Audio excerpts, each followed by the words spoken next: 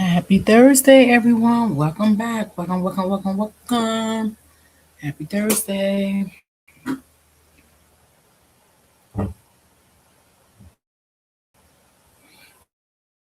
If y'all heard some noise, I got my fan on my desk because it's a little warm. So, how's everyone doing? Come on in. Hit the like button.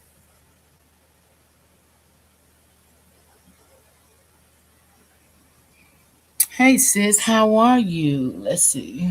I don't wait. Hold on. Can I see you? Can you hear me? Let me put a one in the chat if you can hear me.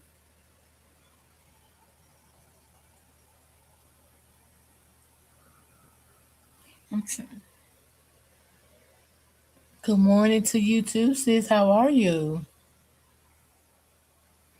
Let me know if you can hear me. Put a one in the chat if you can hear me.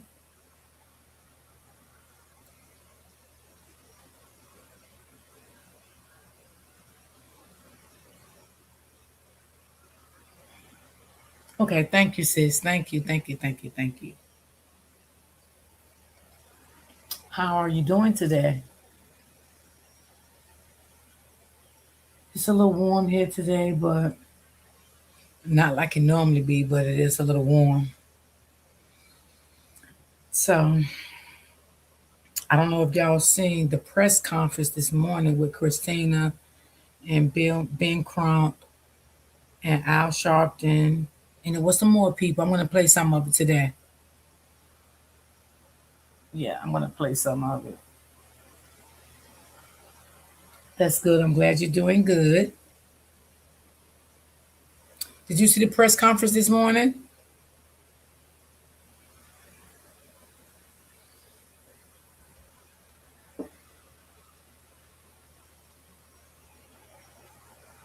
Hey, Brittany.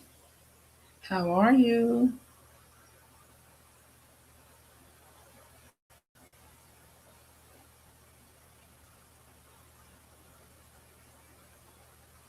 Okay, you did? Okay. Yeah, I want to play a little bit of it.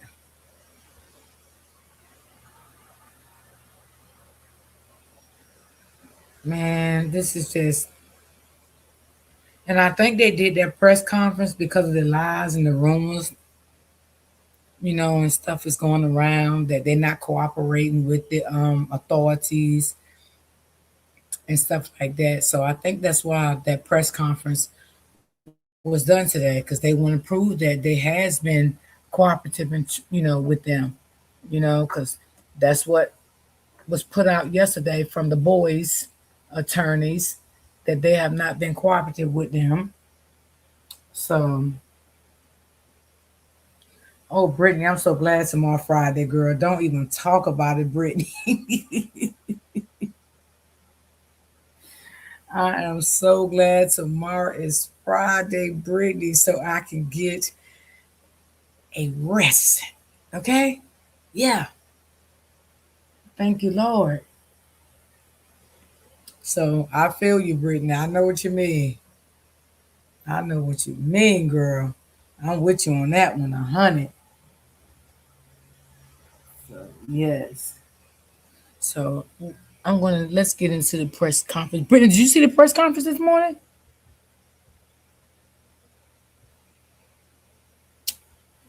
Yeah. I didn't see it from the beginning.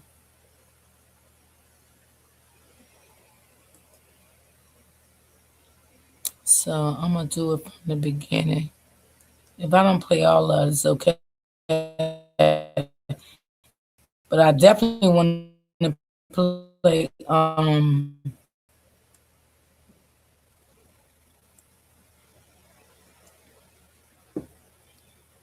I feel so bad for this family.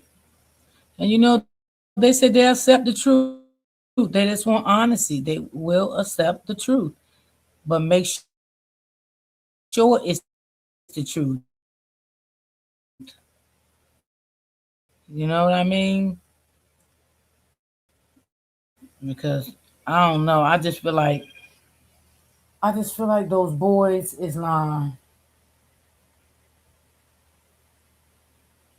I do. I feel like those boys is lying. So let me bring it up. Hold on. Let me get this off of here. All right.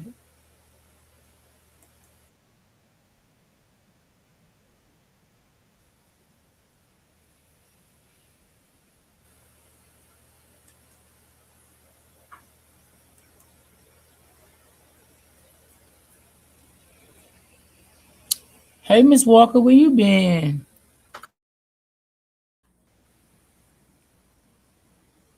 Okay, they haven't started yet.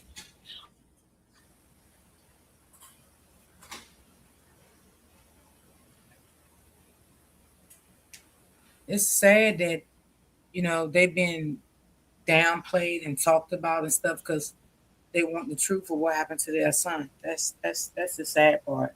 That's crazy.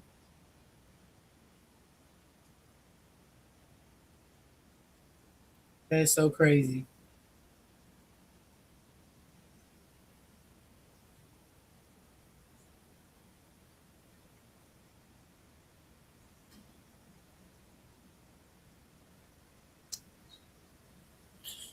I'm on vacation. It was my birthday. Happy birthday, love. What did you do for your birthday? Okay, y'all. I'm gonna skip a little bit so we can just start it. We have been dealing with for the last several weeks around Nolan Wells and is indicative of Some of it's kind many of low on cases his end, around the country but that have raised serious questions with racial overtones. Attorney Crump and I, are going tomorrow. Where I'm doing the eulogy oh, for happy a birthday to young your black daughter. man in Madison, Wisconsin, homeless. And they say at a night, and there's the tape of him being shot, three cops surrounding him, shot and killed, four shots. And these cases building up in a climate of an administration in Washington that we cannot feel will objectively investigate. There was a time that we could say of state authorities.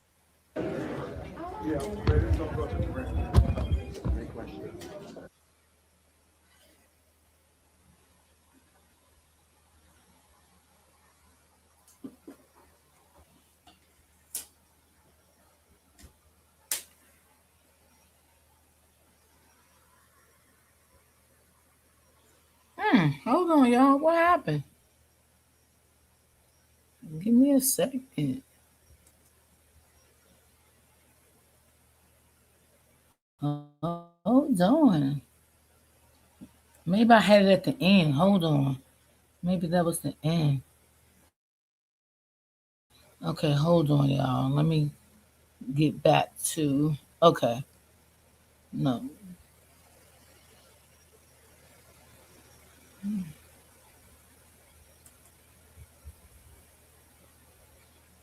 All right, maybe I gotta get to.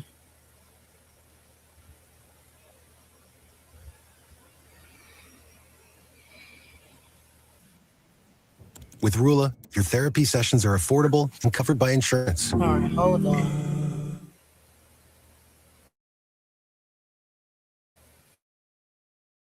What is the one word that I would use to describe? I'm going to say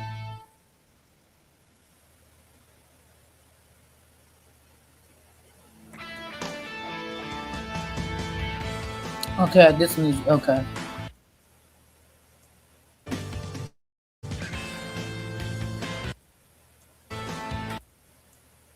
I'm just trying to get right to it. Okay, I don't think they started yet here. I don't want to go too far.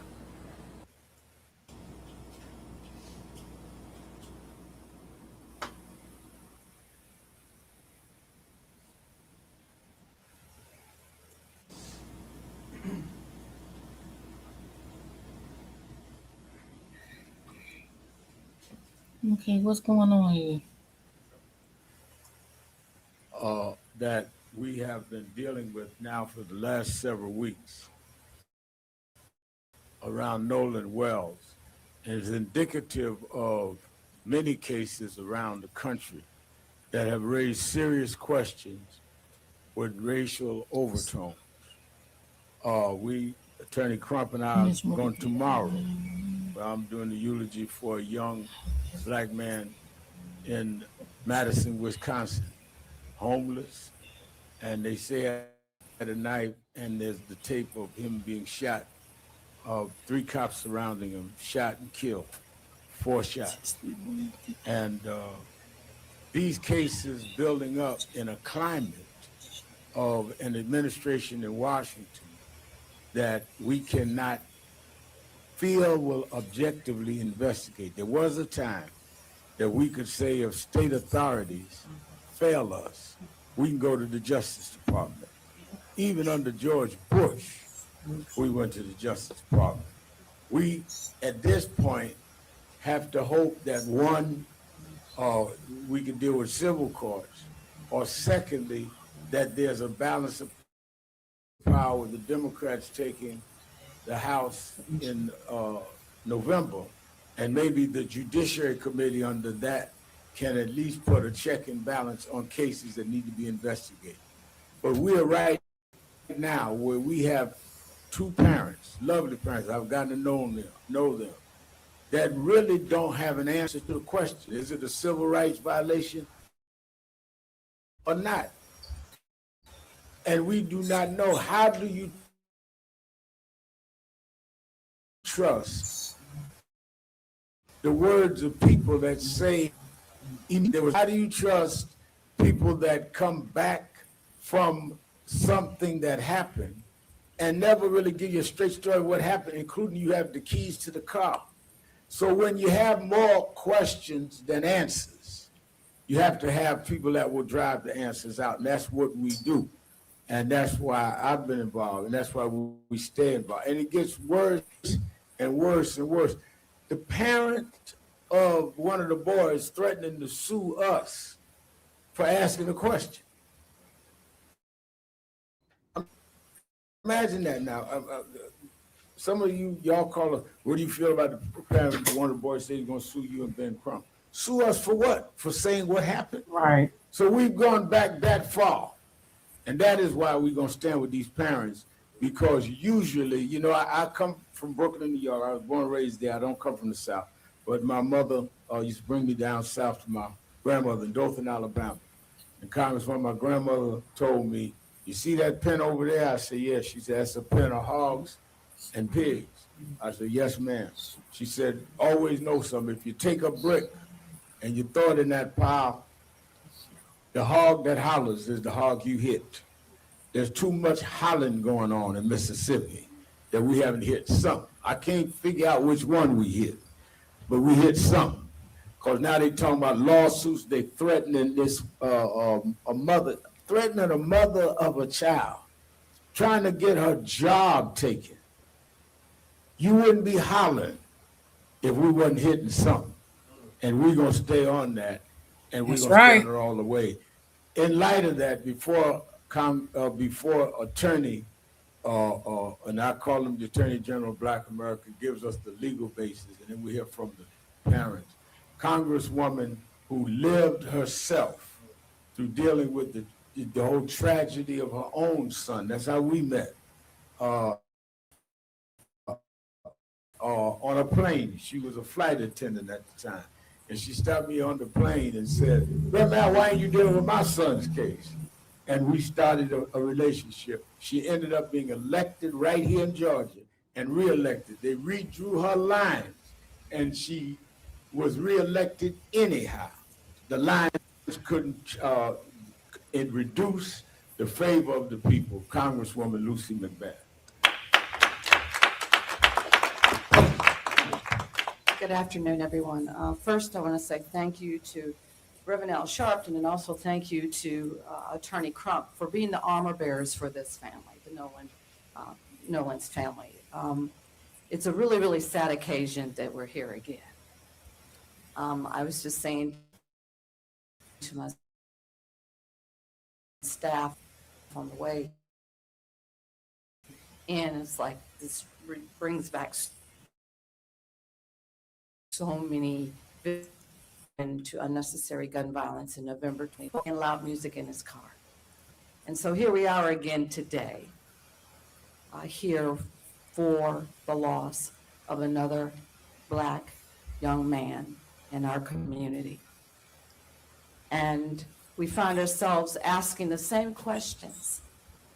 How did it happen? Why did it happen? And this family stands here demanding answers. This family deserves answers. I myself sought the same justice for my son Jordan that they're seeking for theirs, and they deserve answers, and they deserve justice.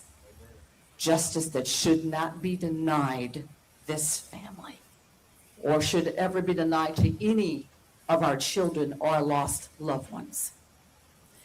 As a member of the Congressional Black Caucus, I'm the second vice chair of the Congressional Black Caucus. We are demanding a full federal investigation. Kash Patel, we're demanding a full federal investigation as to what has actually happened to Nolan Wells. We want to make sure that every stone is unturned because his life matters. All of our children's and our families' lives matter. And we must fight back. We must stand up, and we must demand accountability for this family's loss. We cannot turn a blind eye to what continues to happen again and again and again. That's the reason why I ran for Congress, to make sure that we continue to put a face on what's happening to our families and our communities every single day. We must say Nolan's name. Say his name. Lift his name. And as the national Black journalists of this country, you have the ability to be able to lift this story and not let it die. We see over and over again these kinds of tragedies in our communities that continue to happen. And they make it to CNN. They make it to MSN Now. They make it to our local news for maybe 30 days, if that. And then the stories are gone. And the carnage is left with the families and the communities that have lost someone that they love. So I thank the National Black Journalists. Thank you for lifting this family story. Do not let it die. Continue to say his name. Continue to tell his story, because they deserve justice, and it matters. It mattered for They me, sure do. It mattered for Trayvon. It mattered for Eric Brown. It matters for all of our loved ones that we have lost. And I think a lot of people is missing that Mississippi have a history of the same pattern. So this is why, a lot of people feel the way they feel. And Nolan mom probably done been there all her entire life. So she probably know how they roll too, not knowing this will knock at her door one day. You know what I'm saying? So some people just don't get that. They don't get that Mississippi have a history of this. People passing away, getting unalive, and they're not getting justice for their loved ones. And they just want answers. That's it, and that's all. As Attorney Crump comes, let me say, as Congresswoman McBath has said, the caucus has asked federal government. Hey, Auntie. For those of us of the present administration, that is why January, the committee, not happen. So it won't end there. They may come out with any announcement they want in the next month or so. We having a big march August 28 in Washington dealing with, we must deal with balance. I want to say to people in Mississippi, whatever investigation you come with, once we have a fair and balanced government, your investigation will be investigated. It will not end with what they say in Mississippi. Attorney General of Black America, Benjamin Crump. Thank you so much, Mentor. Reverend Allen, thank you for helping not only lead the effort to get to the truth, but keeping this family in your prayers as you have done so many more families, giving them support. I'm Attorney Ben Crump, along with Attorney Eric Ertz, Attorney Lisa Park, Hey, Attorney Auntie Bob Cherry. Smith. We have the honor of representing the family of Nolan Wales. Obviously, you all have come to know his parents, Christine and Elmore Wansley. And this is hard. I heard Congresswoman Macbeth, who lost her son Jordan almost 12 years ago. And it's still raw and emotional when you hear her talk about the loss of a child. I mean, he's not coming back. And that is the story. Everything else is just, hyperbole, is distraction. The story is what happened to Nolan Wales. That's right. Somebody knows something. Somebody saw something. I'm thankful to Reverend Al Sharpton and Mr. Tyler Perry and Terrell Owens and Byron Allen putting up these rewards. I understand others have now put up rewards, and that's good because that means. And y'all, I still can't understand for the sake of my life. They keep saying Nolan, right, was left back there at 6. Now, this is what was said on Nancy's last night. And they got proof. This is what the lawyer said. They have proof. And they was not going to identify the people names that I guess they got the proof from, right? Why not? Right? But if he stayed back there at 6, this is a question I never hear nobody say. For as I know, I'm the only one that says this. Where is the people? Where is the people that Nolan stayed back with? Was it 2 people? Was it 3 people? Was it 4 people? Was it 1 person? Who was it? How many people? Did it seem like Nolan was in distress? How was he acting? Did y'all know for sure he had a way back? Did you see a boat? What was the name of the boat? Did y'all have any pictures? Where is these people? Where is these people that stayed back with Nolan? Where is these people? But you say you got proof that people told you that Nolan stayed back and they seen him on the island at 6. Okay. But where is the people?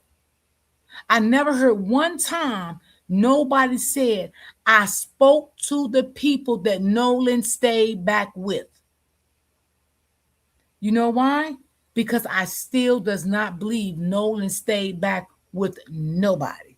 That's my opinion. We all have the same objective. We want those. And it is urgent. It is urgent because each day that goes by, you worry.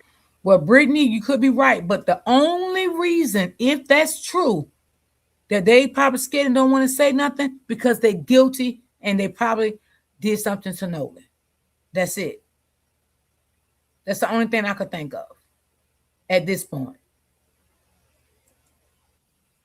Will we ever get to the truth? And so that's why we want to thank CBC for calling on the federal authorities and anybody else who has resources to help this family get to the truth. Yes, I seen that video. I know. I When was the lady talking said to, that, I seen Chrissy that. Clark, and she said, no, let's make sure that all taxpayers, money that goes to support federal resources apply to our children too. You right, I Brittany. mean, let's say that nobody should say, oh, it doesn't matter that much because it's a black child. No, it matters. All of our children matter. And so we are going to continue every day to say his name, Attorney Hertz, Attorney Park, Attorney Smith, trying to work with the local district attorney to give them what they need to do a thorough, fair, full, impartial investigation. That's what we're asking for. Everything else is just a distraction because Nolan's birthday is next Wednesday, August 19th. It is going to be extremely difficult for his mother, his father, and his family.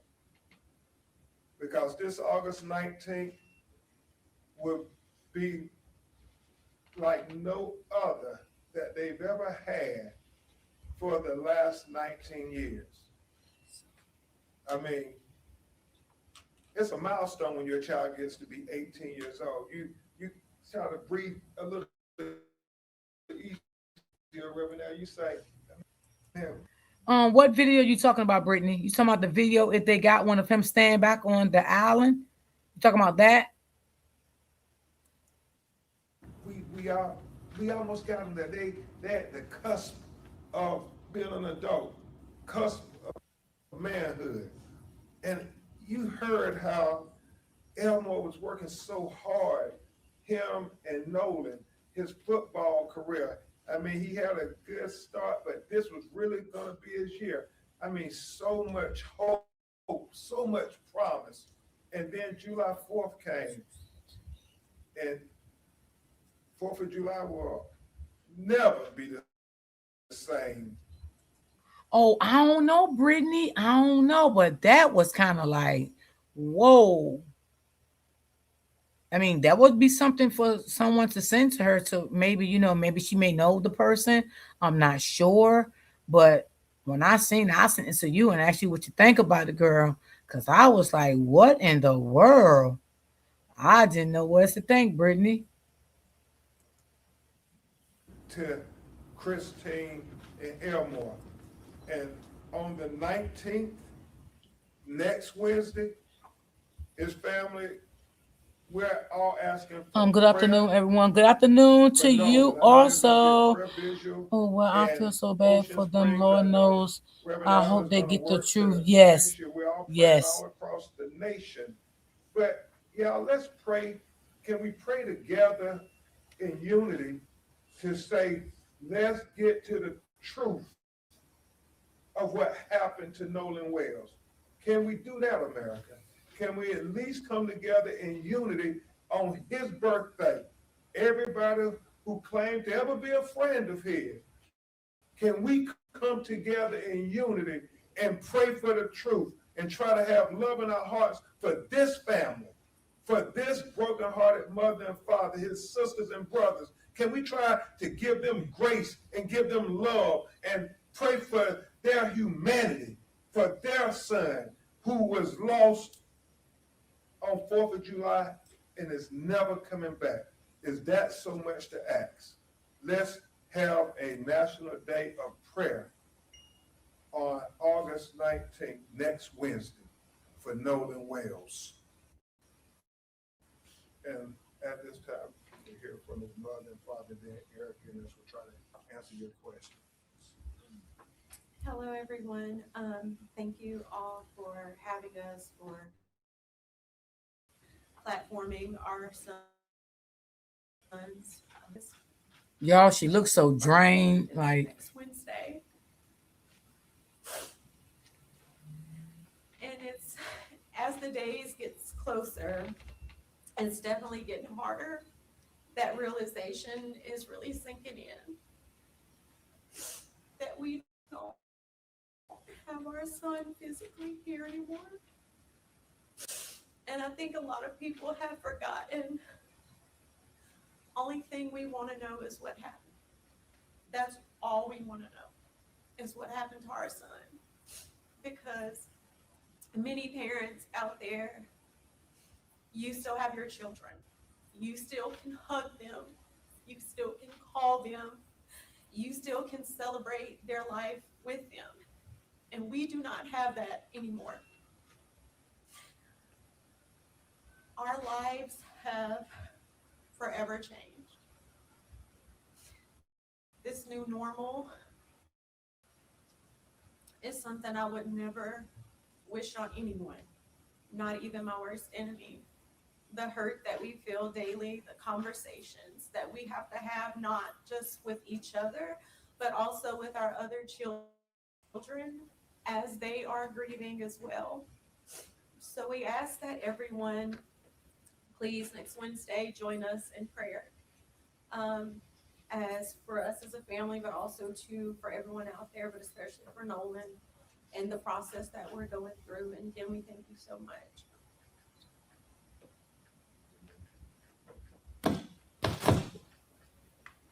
First of all, I want to say thank you to everyone who's constantly. Their mic is so low. In the forefront.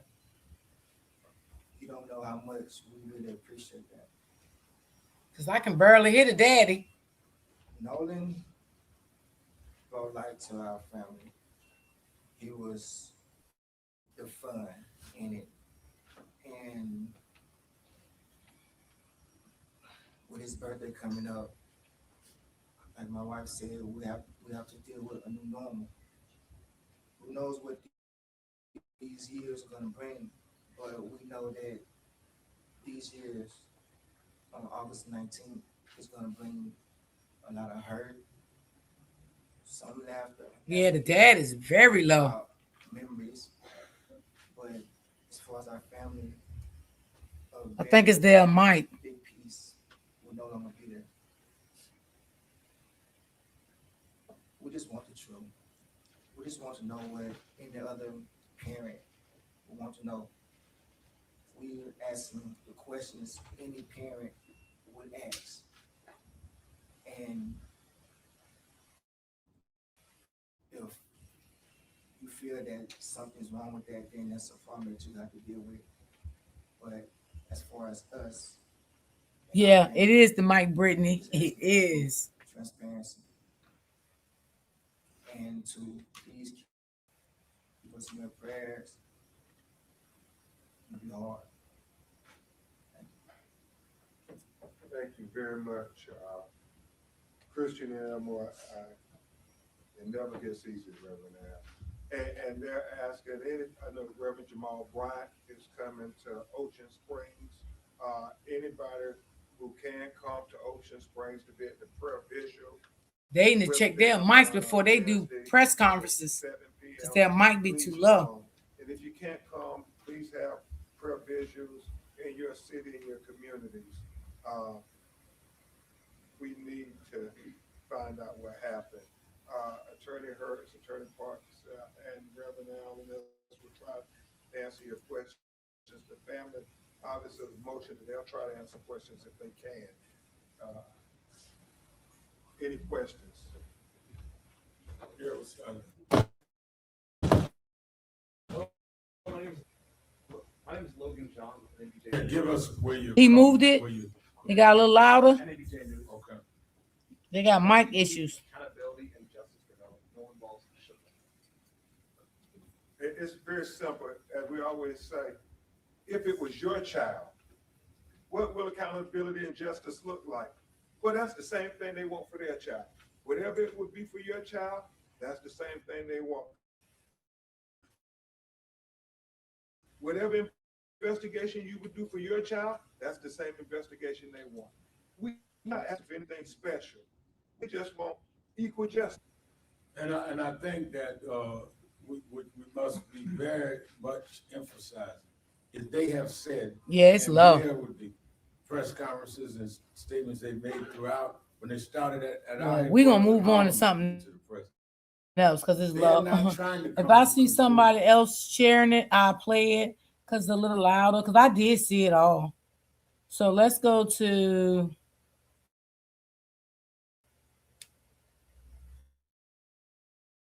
my man. I don't know, y'all. It's more. What y'all want to do first, Nancy or Don Lemon? Because baby, he lit it up this morning too. I gotta give him his props though, y'all. I really do. Like he always bring professionals on his lives. You know, he got that clout. Dance is more than just using your body. So much of dance is in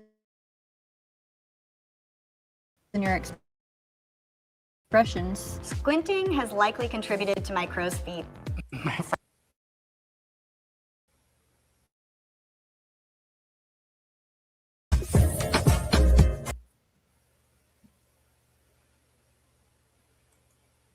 If you actually watch the interview. Now I'm going to go over it for you. Okay, so everybody sit by and listen. Look, I watched See, I like those his mic. defense It's nice and attorneys clear. last I night hear it. with Nancy Grace. And this interview was supposed to, I believe they thought it was, I don't believe on it now, helped Don. their client. Come on.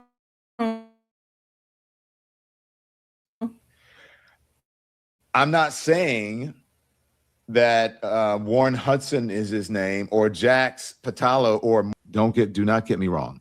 They have not been charged with anything. We don't know if they're guilty of anything. I've not seen any credible law enforcement official, prosecutor, journalist, civil rights leader, or anyone accuse them of killing or unaliving Nolan Wells. Now, look, there are plenty of reckless people online. I mean, that is a lot different than legitimate people saying that. Okay? There are reckless people online, but I haven't seen anybody credible. Their attorneys keep talking about defamation, that people are lying about these young men, damaging their reputations. Fine. Okay. Go after somebody who is actually defaming your client if you believe that you have a case for it. But asking questions is not defamation. Facts. Nancy Grace asked a series of questions. The lawyers say that there are witnesses saw Nolan alive around 6 o'clock on July 4th. Their clients say that they had Island around. So Nancy Grace asked about the witnesses as well. Did they know Nolan? Yes. Had they been drinking? I don't know. How did they know it was 6 o'clock? But y'all, when Nancy Grace asked him that, he said, I don't know. But everybody knows they all was drinking. Even one of your boys said that Nolan had a vodka bottle to his mouth. Y'all remember that? Because I remember that. So why all of a sudden now you don't know if they was drinking or not? Come on, make it make sense.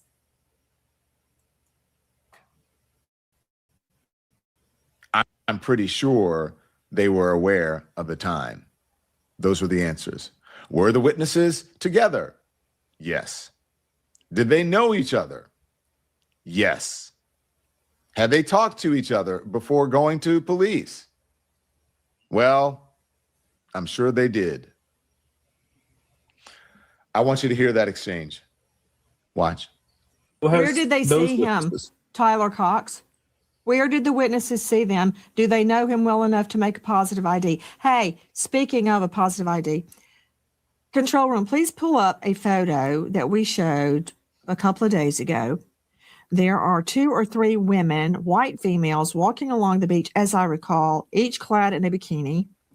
There is one, I believe, a white male and one black male walking with them. That can you zoom in a little bit? That's not really helping me that much. We promise a Hold on. tenfold refund if it doesn't work. Completely avoid these problems. For instance, did your witnesses know Nolan? Can they identify him? Because I'm looking right at this and I cannot identify if the male behind the female on the white, the female wearing a white hat, I can't tell if that's Nolan or not. It's a very blurry photo. I can't make it out. So do your witnesses know him? I mean, let me see my guess, please. Mr. Polczyk, Mr. Cox, I know the two of you. I don't see both of them. There they are. The two of you have tried a lot of cases, as have I. To get in or attack an eyewitness, and it's in the code, the official code of Mississippi annotated.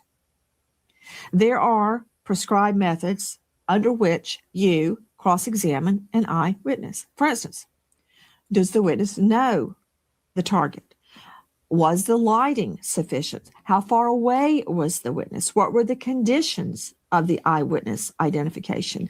Was the eyewitness inebriated or high or otherwise incapacitated? How far away were they? Do they wear glasses? It goes on and on and on. It's laid out in the code. Tell me about these witnesses. How do they know it was Nolan? Hey, Right. control room, show me that picture of Nolan on the boat. He's bent over. All I can see are his legs and his behind. The only reason I think that's Nolan is because it matches his swimsuit.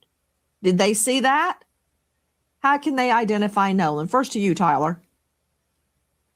Well, I'm not sure if the witnesses saw that picture that you just put on screen, but I can confirm to you that these witnesses know Nolan.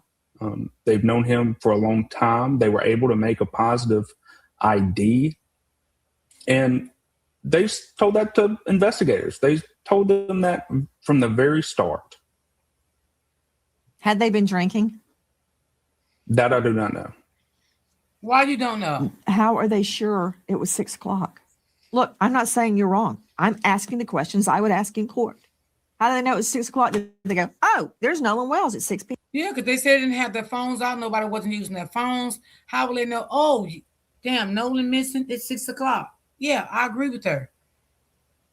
And you don't know if they was drinking or not? You don't know if they was drinking or not because your clients is involved. That's why you don't know if they was drinking or not, because we all know they was drinking. I know you done seen all the photos going around that all of them had cans in their hand. I know you seen that for a fact. Bam. Thank Well, you, Andy. I'm pretty No, let me hear that. Well, I'm pretty sure he says, Nancy, they were aware of the time. I'm not sure if they were drinking or not, but they're the ones that came forward to okay, there you go. police and investigators. So, boy, those are not hostile questions. That's not. If you tell people two witnesses established that Nolan was alive at 6 o'clock, and any investigator, anyone is going to want to know how solid that identification is. How well did they know him? How did they know the time? Were they drinking, as she said? Did they compare stories before talking to investigators? She asked them. I think they compare stories before talking to investigators. I don't think Nolan stayed back on that boat. I don't think so. Because why would you let your friend stay back with strangers on a trip? Why? No, my friend is coming to hell with me. And you know what I'm going to tell her? If you want to go back, we're going to take you where we got you from. And you go back on your own. But we came here together. We are leaving together. You had a little drinks. I'm not saying you drunk, but you are a little intoxicated because we all been drinking. We want to make sure you get back safe. I don't care what she say she want to do. She's not going to do it under my watch.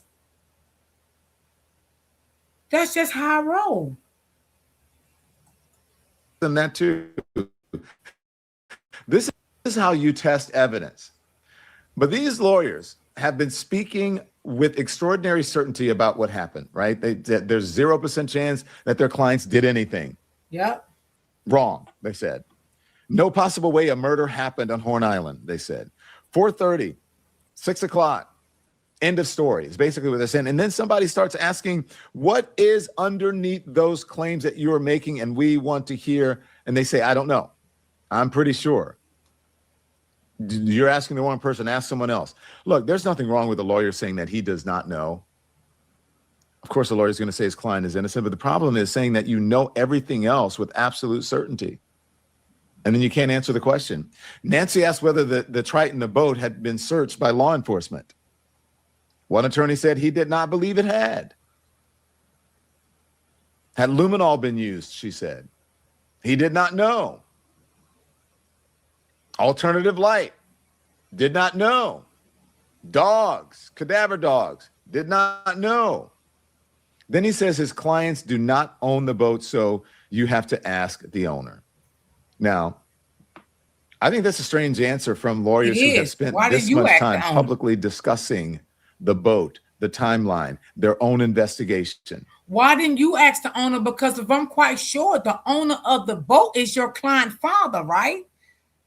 So I know you have spoke to your client's dad.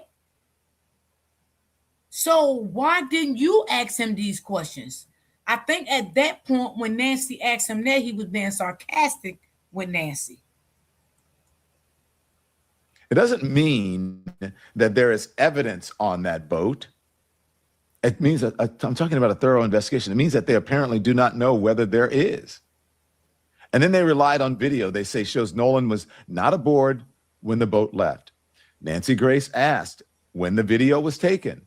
And instead of simply giving her the timestamp, they started arguing about whether the question was relevant. Right. And whether she was putting some burden on them that was undue or undeserved. You brought up the video. She said you were using it to support the argument. She said, well, we didn't bring it up. Of course, somebody is going to ask when it was recorded.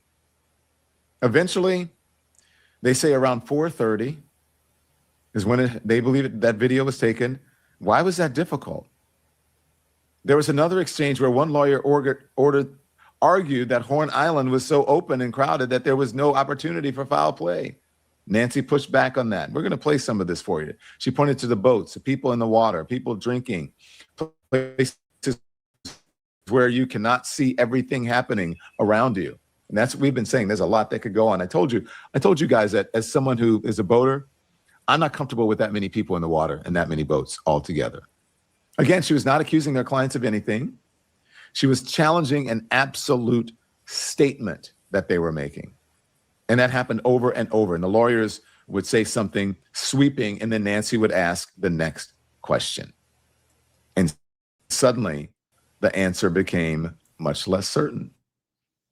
And this is where I think the PR strategy is starting to work against them that we've been talking about. I said, I don't know who's advising these young men, but it appears from this interview, it must be these attorneys. These attorneys have done interview after interview. They went back to Horn Island. The young men have, interview after interview. They went back to Horn Island with their attorneys. The attorneys have threatened defamation suits. They have spent a lot of time talking about what their clients are going through, how unfair the public has been, how innocent people behave, why their clients would never have done this. And no one is saying that they did. And the more interviews they do, the further we seem to get from Nolan is the point. Nolan is the victim here. Nolan is dead. His family still does not know how he died. More than a month later, that has not changed. But increasingly, the public conversation is about these young men, their reputations, their lawyers, their media appearances, their complaints about people online. At some point, where's Nolan Wells in all of this? Where is Christine Wansley Wells in all of this? Where's the family?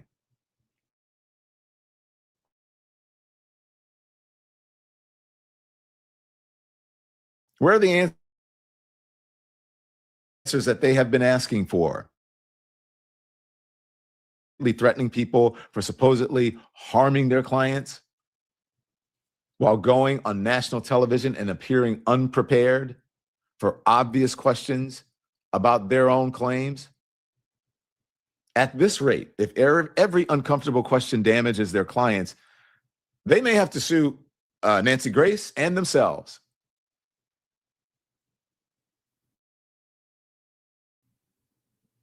Look, I'm being facetious partly, but I think they did more damage than most of the people that have been analyzing this. Nancy did not accuse their clients of anything. She asked them to support what they were saying.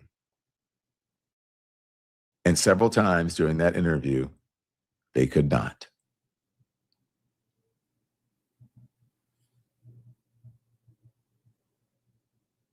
I don't understand this media strategy. And I believe that the attorneys and whoever's advising these young men don't understand it either. A word from our sponsors. We're back with Michael Fanone and Charles Coleman, who are going to analyze this.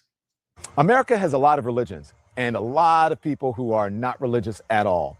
So whose beliefs should the government follow? Well, none of them. That's the entire point. We're seeing growing efforts to blur the line between religion and government in public schools, federal policy, and public life.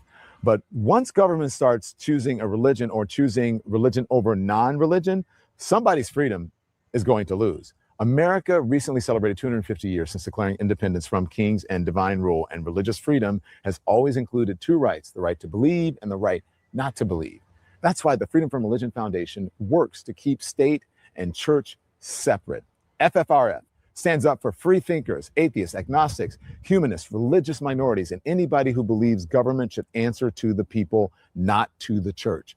Visit ffrf.us/Don or text Don to 511-511 to join or find out more. That's Don to 511-511 because the First Amendment belongs to everybody. Let's analyze. Thank you to our sponsors that keep us powered here. Let's analyze now. Michael Fanone is here, law enforcement analyst, author of a retired policeman and retired police officer.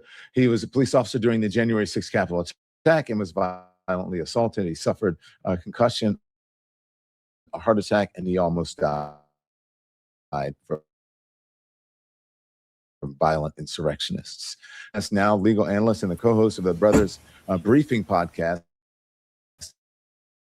and the author of What Matters Now on Beehive. Gentlemen, thank you very much for joining me this morning. I'm going to have to bring the attorney in first. You watched that performance. You watched their answers to the questions. What's your assessment, Mr. Coleman?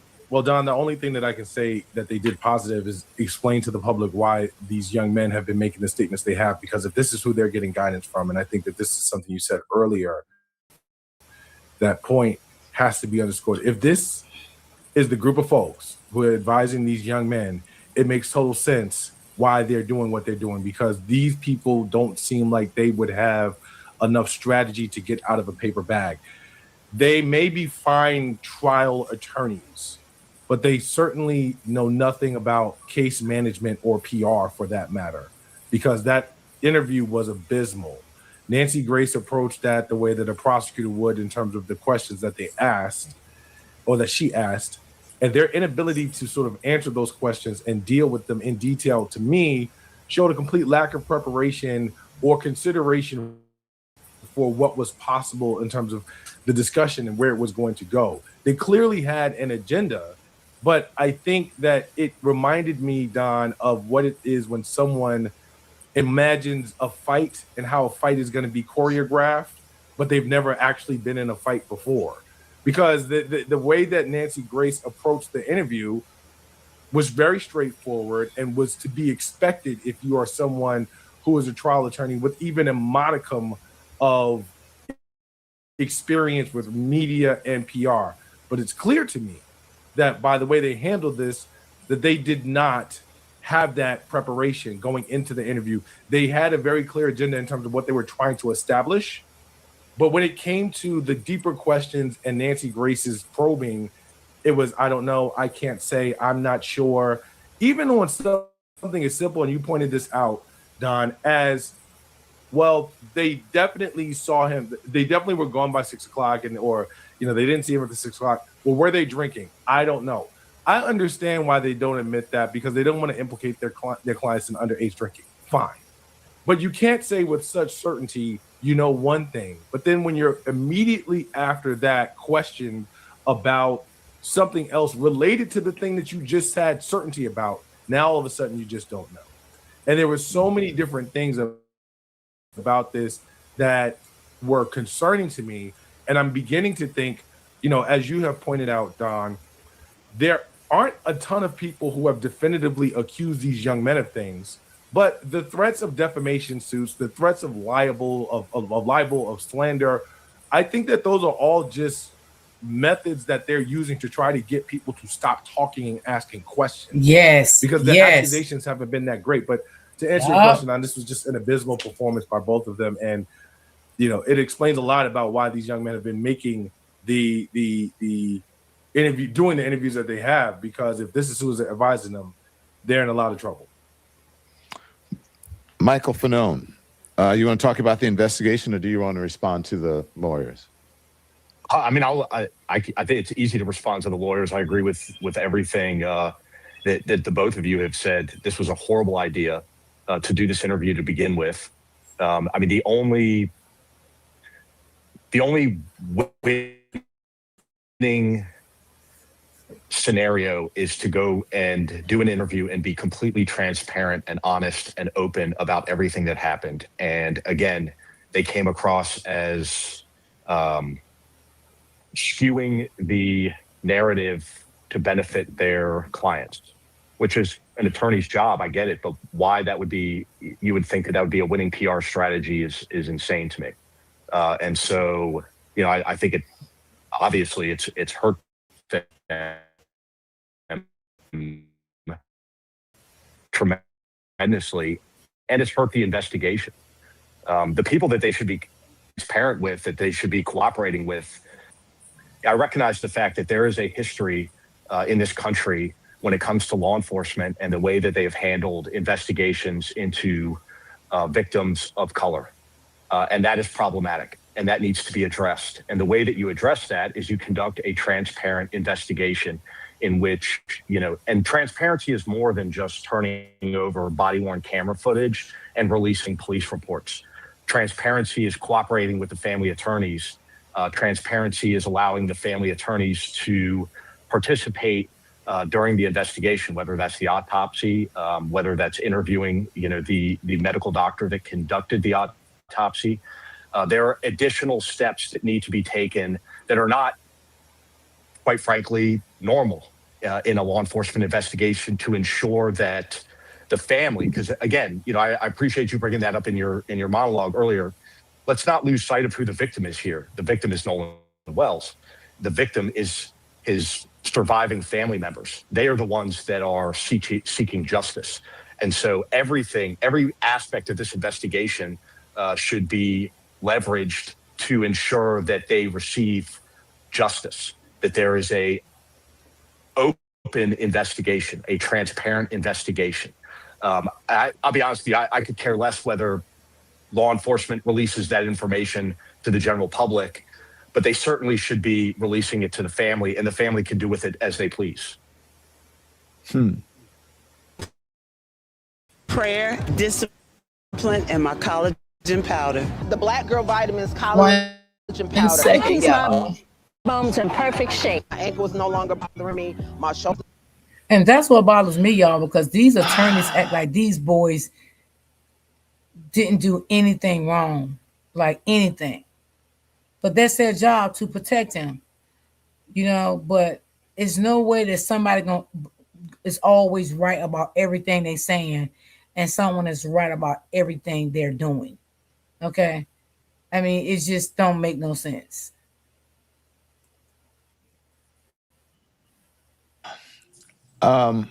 You know, when I started, we've been covering this story every day since it happened.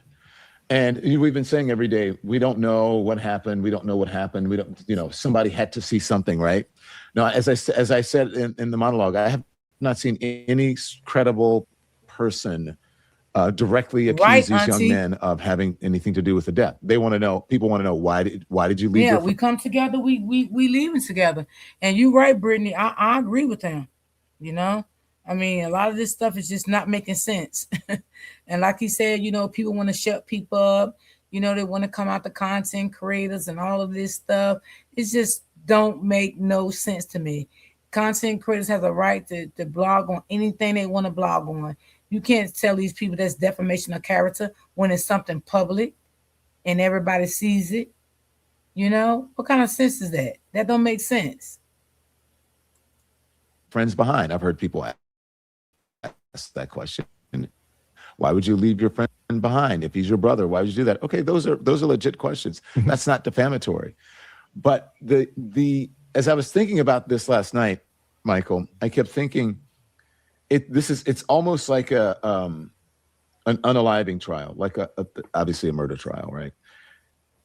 Where they're presenting it as if they're really being accused, and it's I can't really explain it. Instead of I'm sorry for my friend, we are grieving and mourning right now and moving on, and because you don't have to log onto the internet.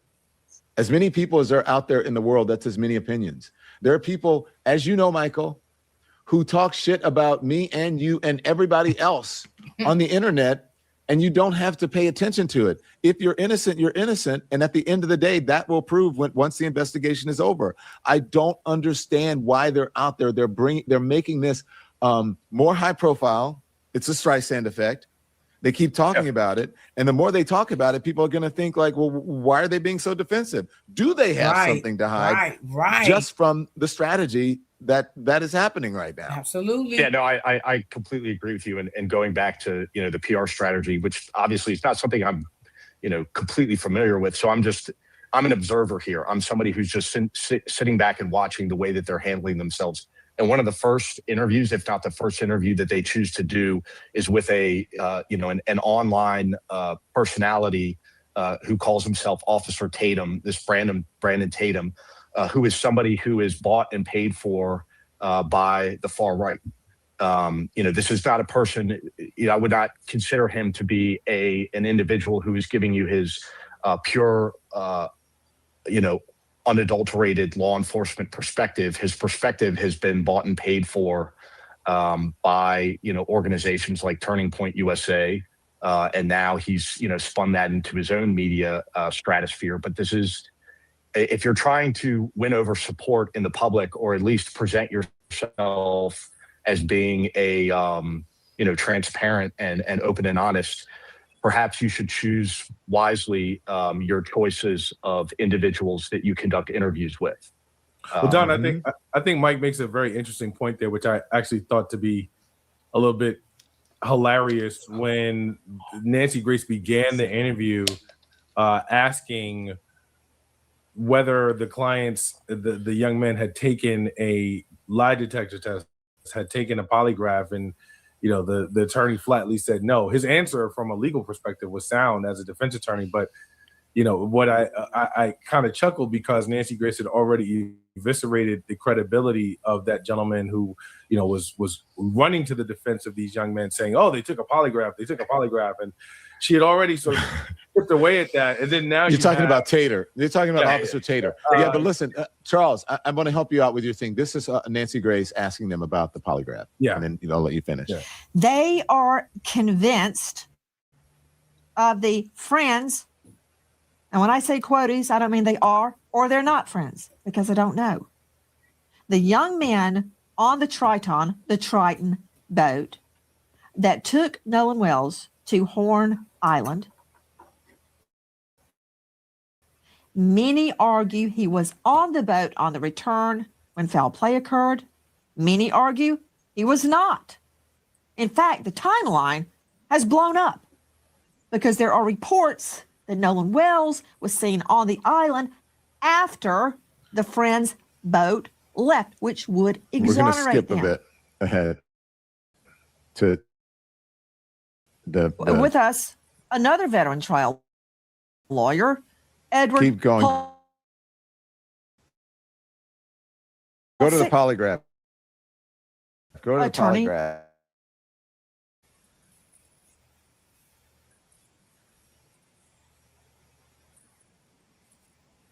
Is going to tell their clients not to take a polygraph test under any circumstances. Two of my clients went in and made statements with me. We're not going to make a are not going to do a polygraph test because, one, as you know, they're not admissible in court.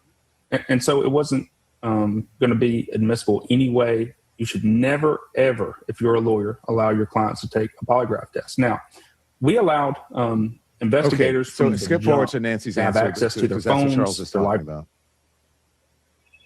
Airwick's cordless essential mist diffuser's wide range of scents make every Hold occasion fragrant and on. inviting. Let me get this commercial off. There's something fresh happening at Fresh from the Gulf. Seafood tradition. I would like to corroborate part of what Tyler Cox just said. Any defense attorney, whether they're convinced, truly convinced their client is innocent or guilty, they're not going to allow a poly. I've never seen that. I've had a couple of lawyers, maybe 3, in all the years I practiced, all the people I put behind bars, consent before trial to a poly. And then then she said, but it is admissible if both sides in a criminal case or in the case consent. But she goes, that rarely happens. Yeah, as a former prosecutor, I played very little attention anytime a defense attorney told me that they had a client who was willing to take a polygraph. It didn't matter to me. There were a few cases where a witness or a defendant had come to me with polygraph results, didn't do anything with them because they weren't generally admissible. And so, she is on point when she talks about it in that way. I also just have to acknowledge that, can we just take a quick second to get into the fact that at the very start of the interview, Don, when she asked the attorney, how did you become to get involved in this case? His immediate answer is, I'd rather not say. I mean, you're talking about. And if you can find that would be great. I have it. This is. Oh, you have it? Hang on. Let's listen. Edward, how did you get involved in this case? Well, I'd rather not talk about that. I can just tell you this. I can tell you that it was through a friend of a friend. You're kidding, right? You're kidding me. Because when you tell me I'd rather not answer. Well, I want to That's protect just the names. igniting me to find out how you got involved in the case. Well, hold on. I can tell you a little bit more. I can tell you this. I can tell you a close friend who knows the Ocean Springs, Mississippi community very, very well, is from the area, connected me to a friend of his. And then I found myself speaking to Tyler here. And Tyler and I instantly became very close friends. We both have blue pickup trucks, so now we're the Blues Brothers. We just became very close. We hit it off. Then I had the opportunity to speak to Warren, speak to Morgan, speak to Jax, and we hit it off also. And I immediately realized these are incredibly fine young men. Okay. I realized. Go ahead, Charles. Blues brother. I'm going to start calling you Glasses brother. I would say that this reminds me somehow of Joe Pesci's character in My Cousin Vinny. But I wouldn't want to insult Joe Pesci's character in My Cousin Vinny. What in the amateur night is going on? Again, look, these may be very fine trial attorneys, but they absolutely have no business doing these types of interviews. They are not ready for prime time. And Don, as I watch this, I can't help but to feel like this is more and more about PR management and less about legality. And the reason I say that is I talked to you earlier this week, and I had the theory, and it's becoming something that I'm thinking about more and more, that I'm not putting it past them that they might believe that they have the inside track on what's going to happen and what's not going to happen legally. And that's why they may feel comfortable having some of these conversations openly, because they may believe that they've been given information about the likelihood of an indictment. And so now it's just a matter of managing the PR and public opinion, because I can't for the life of me think why they would continue to go into the space the way that they do. But I also do think that with respect to the conversation about this case and the court of public opinion, and you pointed this out, we continue to get further and further and further away from the actual center of the matter, and that is finding out what happened to Nolan Wells and understanding that he is the center of this conversation. His family remains the center of this discussion. And despite these very bizarre and unusual shenanigans that we're seeing from the representation of individuals who have not even been charged yet, that conversation cannot shift away from Nolan Wells.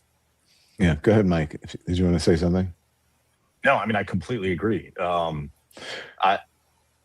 was, thinking back to the interview with when Nancy Grace was interviewing Brandon Tatum and asking Brandon Tatum whether or not the individuals had taken a polygraph test, and he, using the full force of his law enforcement background, said that they had taken a polygraph test, then walked that back and said that they had taken something similar to a polygraph test, which I can assure you, nothing similar to a polygraph test exists. It just, again, like his credibility crumbled in that moment. And going back to just, an observer of how this is playing out in the public eye, why they would choose to, conduct an interview with that particular individual raises a tremendous amount of questions with me, just like it raises a lot of questions when their, attorney comes out and won't say where or how he's connected to this case or who brought him in on this case or even who's paying the bills, so to speak. And I think that again is problematic for these individuals who are trying to paint themselves as innocents in this investigation. I want to let's roll it because I thought about that this morning, and I was like, this is supposed to be a law enforcement expert, a former police officer, and he doesn't understand. These interviews are very telling. Here it is. The IRS is coming for your crypto gains, but it doesn't have to be that way. With a crypto IRA from iTrust Capital, you can buy and sell your favorite cryptocurrencies with tax advantages. Even better, with a Roth IRA, your gains could be. Have the friends. So y'all, what y'all think so far? What do y'all think so far? Because I do think everybody got together and talked out everything before they called Nolan's mom. Okay, that's just my opinion, how I think.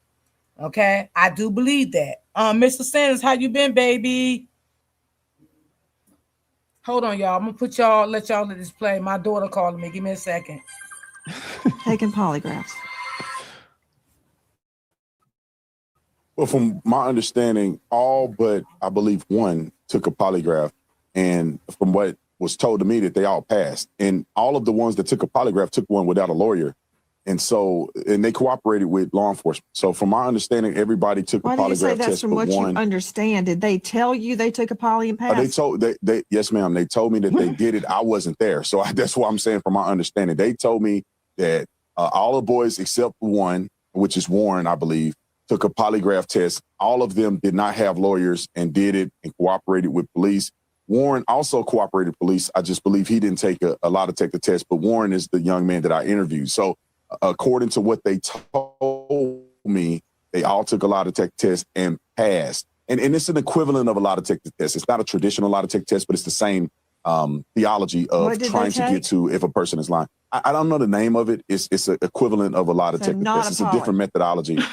Yeah, I don't believe it was a polygraph test. I believe they took other stressors in order to analyze if so people were telling the truth or not. Did they take a polygraph would be no. Michael, do police officers know what polygraphs are? Most of them. Every police officer knows what a polygraph test is. I can tell you, like, as somebody, I spent 2 decades as a police officer, 19 of those years in Washington, D.C. as a D.C. cop, and 18 of those 19 years in an investigative capacity. The amount of times that I witnessed a polygraph test being administered was 0. And the reason is exactly why everyone, no client agrees to, no attorney agrees to allow their client to participate. The tests are incredibly subjective.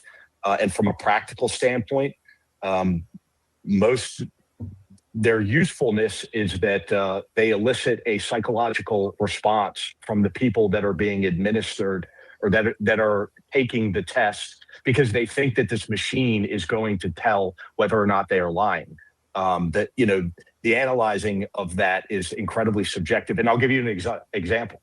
When I was going through the background, investigation to become a police officer, I took a polygraph test. And during that test, I was asked if I had ever used illicit drugs. Now, I've never used illicit drugs in my entire life. And I responded, no, I've never used drugs. And the administrator said, or the agent said, you're being deceptive according to the machine. I was like, I don't know what to tell you. I've never used drugs. And he said, all right, well, let's try it this way. After the age of 15, have you ever used illicit drugs? I said, no. He's like, well, it says you're being truthful. Well, let's try something else. After the age of 3, have you ever used illicit drugs? I said, no.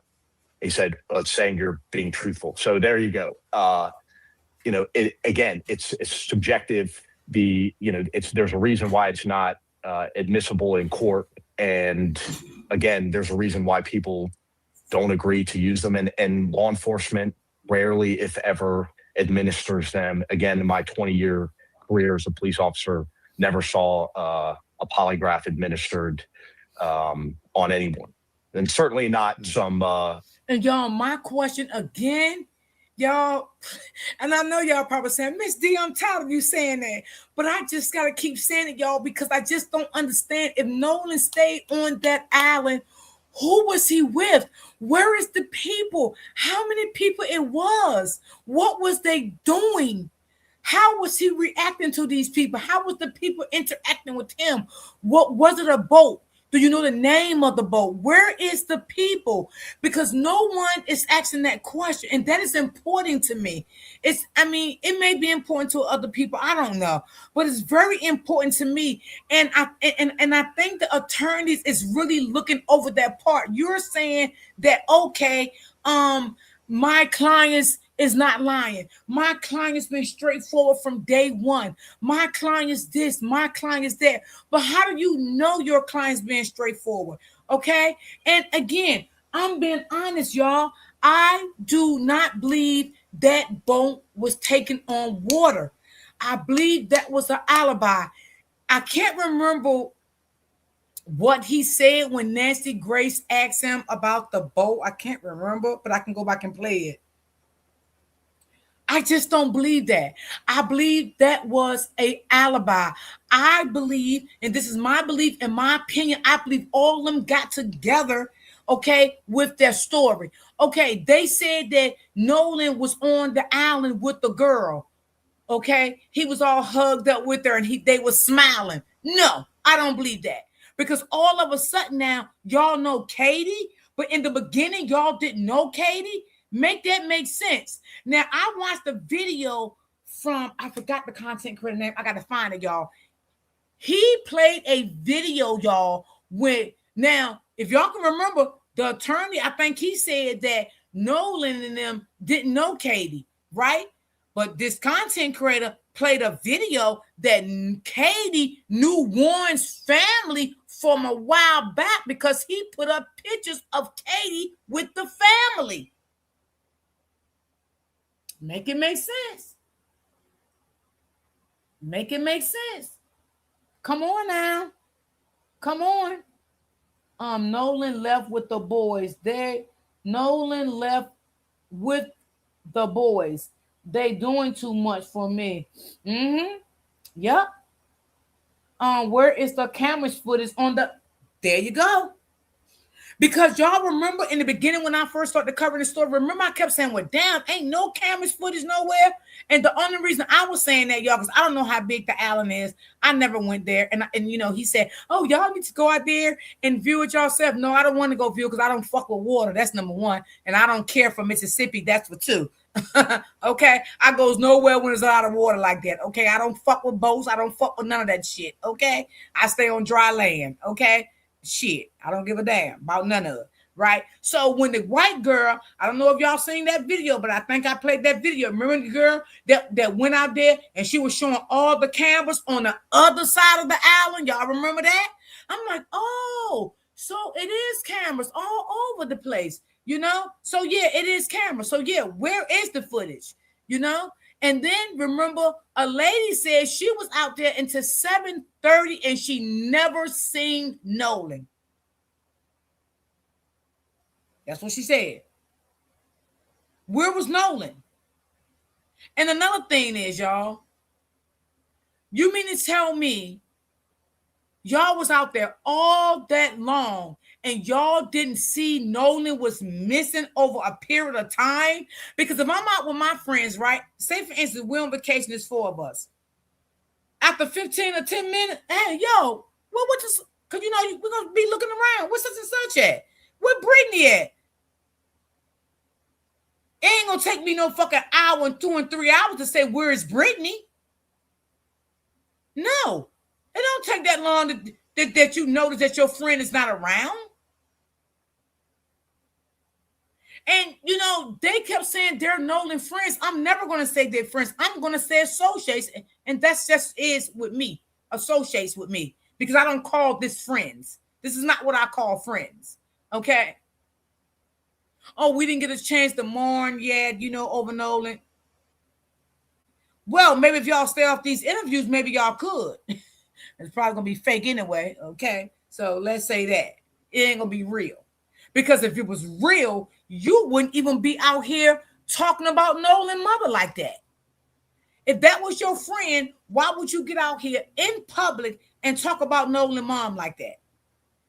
That's your friend. Why would you want to talk about your friend mom? And you know your friend mom is grieving. She lost her child. And she don't know what happened to her child. But you want to talk about the mother. And then they want to say, oh, well, you know, she's not even cooperating with the authorities. You know, she haven't turned over the phone. Come on. Why y'all so concerned about her not turning over the phone? Why? Did they ask for the other boy's phone to see what was in their phone? See, they all making themselves look guilty. And if you notice, y'all, every time they go on a platform, they look at each other when they talk. They're always looking at each other when they talk. Hey, Royal D. Hey, sweetie, how are you? Oh, Sonya, I didn't see you in here. Hey, girl. They're all looking at each other. It seems like to me they're looking at each other because they want to see what each other going to say. You know what I mean? They're going to make sure everybody stick to the same subject here now.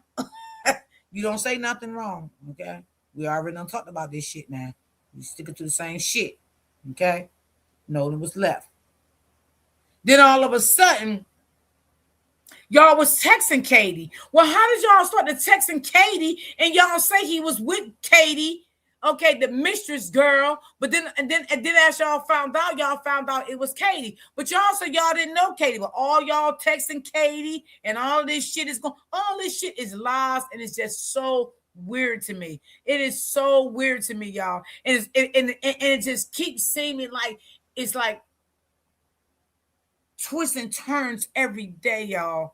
Like every single day. Like, do y'all really want justice for this family? Oh, you know, we really want to know what happened to Nolan too. I bet y'all do. No, you want to make sure your clients don't go to jail. That's what this shit is all about. No. Y'all don't want justice for Nolan. No. I don't see that. I see a lot of cover up. And I see a lot of lies. That's what I see. The cover up so the boys won't go to jail. And if y'all stay off social media looking at everybody's content and see what everybody is saying and what everybody is posting, you know, you wouldn't have nothing to talk about. You can grieve like you say you want to, right? Because, baby, I know for a fact they watching Don Lemon like a motherfucker. Okay? They watching Don Lemon because he's popular. Okay? Don Lemon, I give him credit. I ain't no hater. You understand what I'm saying? I ain't no hater. See, Don Lemon, let me say what he do, baby. He know all the professional people. He been in this field for a long time, you can tell. Okay? Everybody he bring on his platform, they got degrees. They're educated people. Okay, so that's why they after Don Lemon, you know, saying he racist and he this and he that. I don't know if he racist or not, and I don't give a damn if he is. That's his damn business. It ain't my business. Okay, but I don't think he is. I don't think so. I think he's a nice guy. I think he brings good content. I think he's very professional at what he does. You know, he don't get up there and blast nobody. You know, he said allegedly about things. This is what I think. We don't know what happened. You know, I don't think he's a bad person. You know, yes, he is popular. Yes, absolutely. Absolutely. You know, I just want to know who was the people. What if they could just come out and say the people that Nolan stayed back with, I'll let that part go. Just you ain't even got to say their names. Just say, yes, we have talked to the people that Nolan stayed back with. We are in communication with those people that Nolan stayed back. Was it 2 people, 3 people, 4 people? How many people?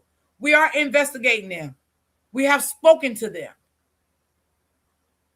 You know, they told us this happened. They told us that happened. But that's what nobody is not talking about. That's what nobody's not talking about. Because that's a big red flag right there. If they say, because why would Nolan say, I'm going to stay back? Who the hell did he stay back with? He stayed back by himself? Come on, y'all. He stayed back by himself? Now, you know I ain't going to believe that. You know I'm not going to believe Nolan stayed back by himself. So who was these mystery people that Nolan's supposed to have stayed back with? How long Nolan knew them? Did y'all know them? How was the interaction? It just don't make sense to me. It just don't make sense. And I see nobody is asking Mr. Potato that when they interview Mr. Potato. Ask Mr. Potato, who is the people that Nolan stayed back with? How many people was it? Was it a boat there? Did y'all see a boat left there? Was it 3 guys? Was it 5 people? Maybe 2 girls, 3 guys? Was it 5 girls? Was it 5 men? Who was it? What was the interaction? What was they doing? Did it look like they was enjoying themselves? Did it look like was any confrontation going on? What was going on when y'all left Nolan back? So you mean to tell me if Nolan stayed back with people, as they say, right? Y'all didn't give a damn if Nolan knew the people or not, huh? Okay. I have much respect for Don Lemon. Yes. I do too. You know, everybody have their own opinion how they feel with this story. And I don't knock nobody opinions and stuff like that, because y'all know all opinions is welcome with me. You know, I just like people to be respectful, you know, but I just don't understand. I don't get it. Like, what was going on here? What was he doing? What was he doing? I mean, because we know they didn't stay back with Katie. She agreed to join the investigation on the phone. That was the problem. Who agreed?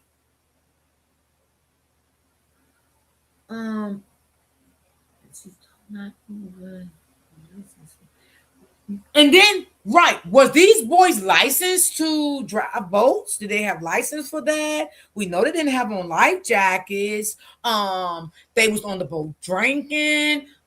That's just like you can't drive a car, right? And be drinking, right? You can go to jail for that, right? That's the same way with a boat.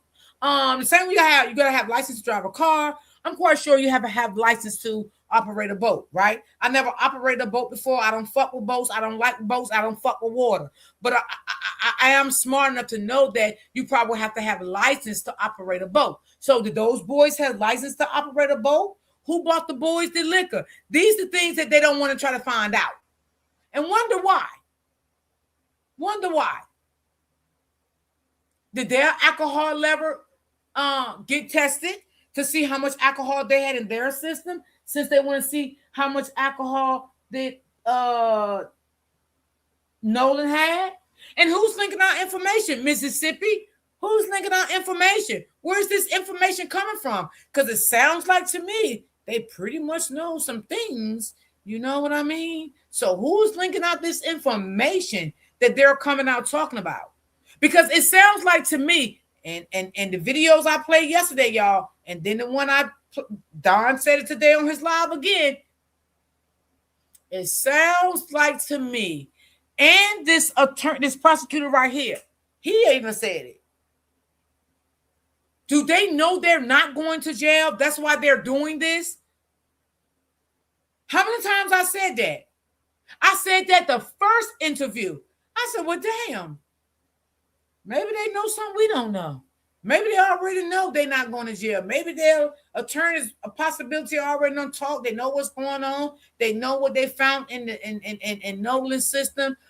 They know the autopsy system when it comes to the throat, the neck, the stomach. Maybe they know some things that we don't know. Because like this prosecutor here said, I mean, it's not a good look. Why would you want the people to come out and keep talking? Because it does make them look guilty, if you want to be honest. It's like they keep explaining themselves, you know? Oh, we love Nolan. Nolan was like a brother to us. We would never hurt Nolan. But then on the flip side, I don't appreciate what Nolan mother did. Nolan mother put that picture out and, you know, everybody started attacking us. No, because that's what mothers do.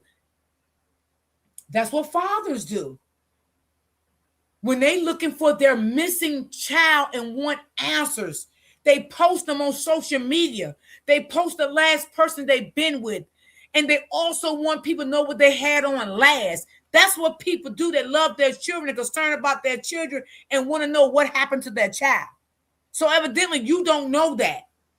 But in our Black community, we knows that because that's what we do in our community.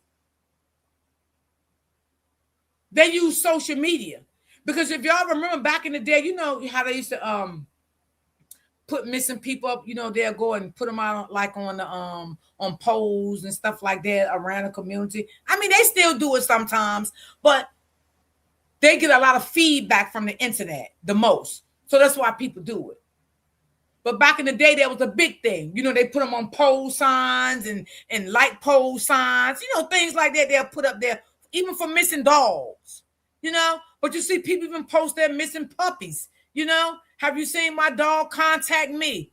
You know, I mean, come on. It just don't make no sense. Remember Brett is 21 years old, even, and he's able to buy a liquor. Okay. All right, sis. I know what that mean, baby. I ain't even got to say. I know what it mean. You have a great point. Thank you.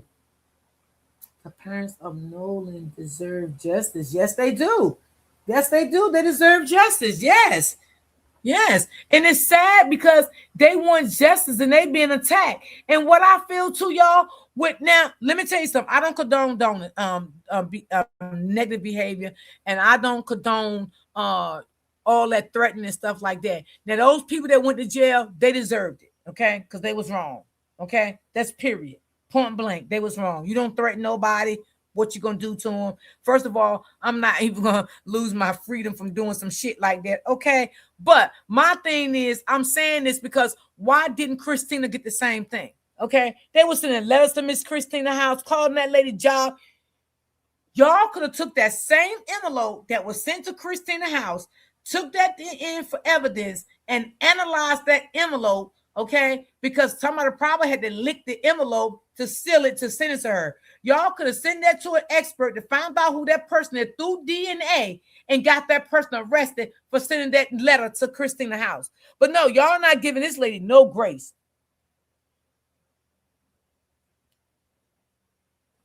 Miss Christina had proof that she sent the legal forms. Yes, I believe that. I believe that. To join the investigation. I believe that. I believe that. And you know what it is too? A lot of people feel like when they don't see stuff, ain't nothing happening. No, we don't have to see things all the time. Okay? We don't have to see things all the time. Maybe things been handled on the back end, you know? But you just can't come out here and say, oh, yeah, she ain't cooperating with the police. And when he said that, I said to myself, well, damn, how did he know that? Who told him that? Oh, is he just assuming that, you know, they're not cooperating with the, you know, Mississippi Police Department? But not one time, they're not going to say that we all know how Mississippi is. We all know Mississippi has a history. And we all know Mississippi is not a good history. We know that. And I'm quite sure Christina is smart. She's been living there all her life. She knows it's not a good history with Mississippi. She knows that. And guess what? Christina seen the play. Christina knew that she was not going to get the justice that she wanted and she deserved. Okay? And that's why Christina moved the way she moved in silence and went and hired Ben Crump. That lady wasn't crazy.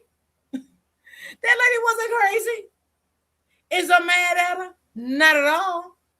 No, I'm not.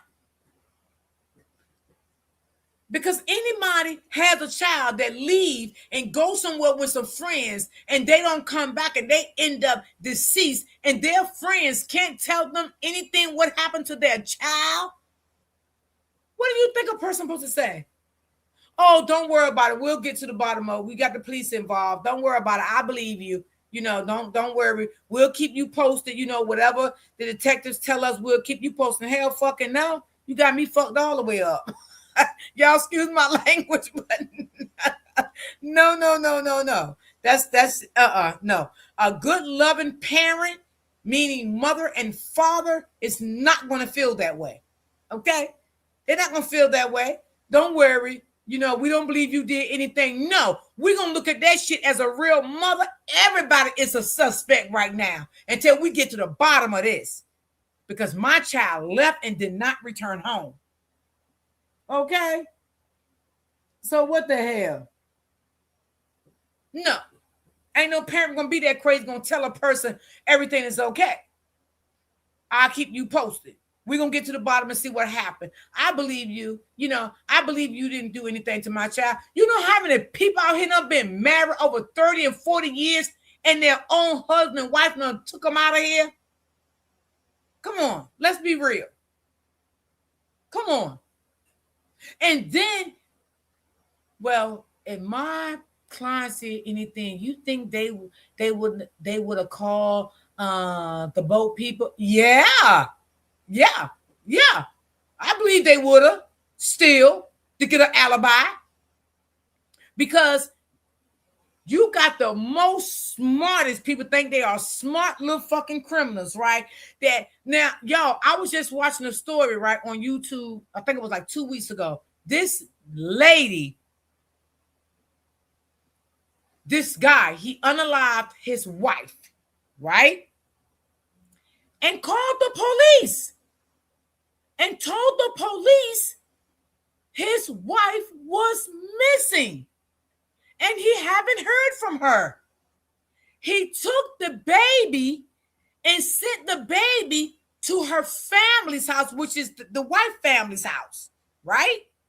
And told the police that he didn't hear from the wife. They started to ask him all these questions, everything. They came out to the house. They didn't lock him up at all, y'all, because they didn't know if he was a suspect at the time. Y'all, I shit y'all not. When the police left that house, y'all, that man packed up everything he could and fled to fucking DC. So tell me a motherfucker won't unalive you and call and say something. He fled to DC, and they went out there and got him. Okay? They went out there and got his ass. Because he was the last one seen with his wife.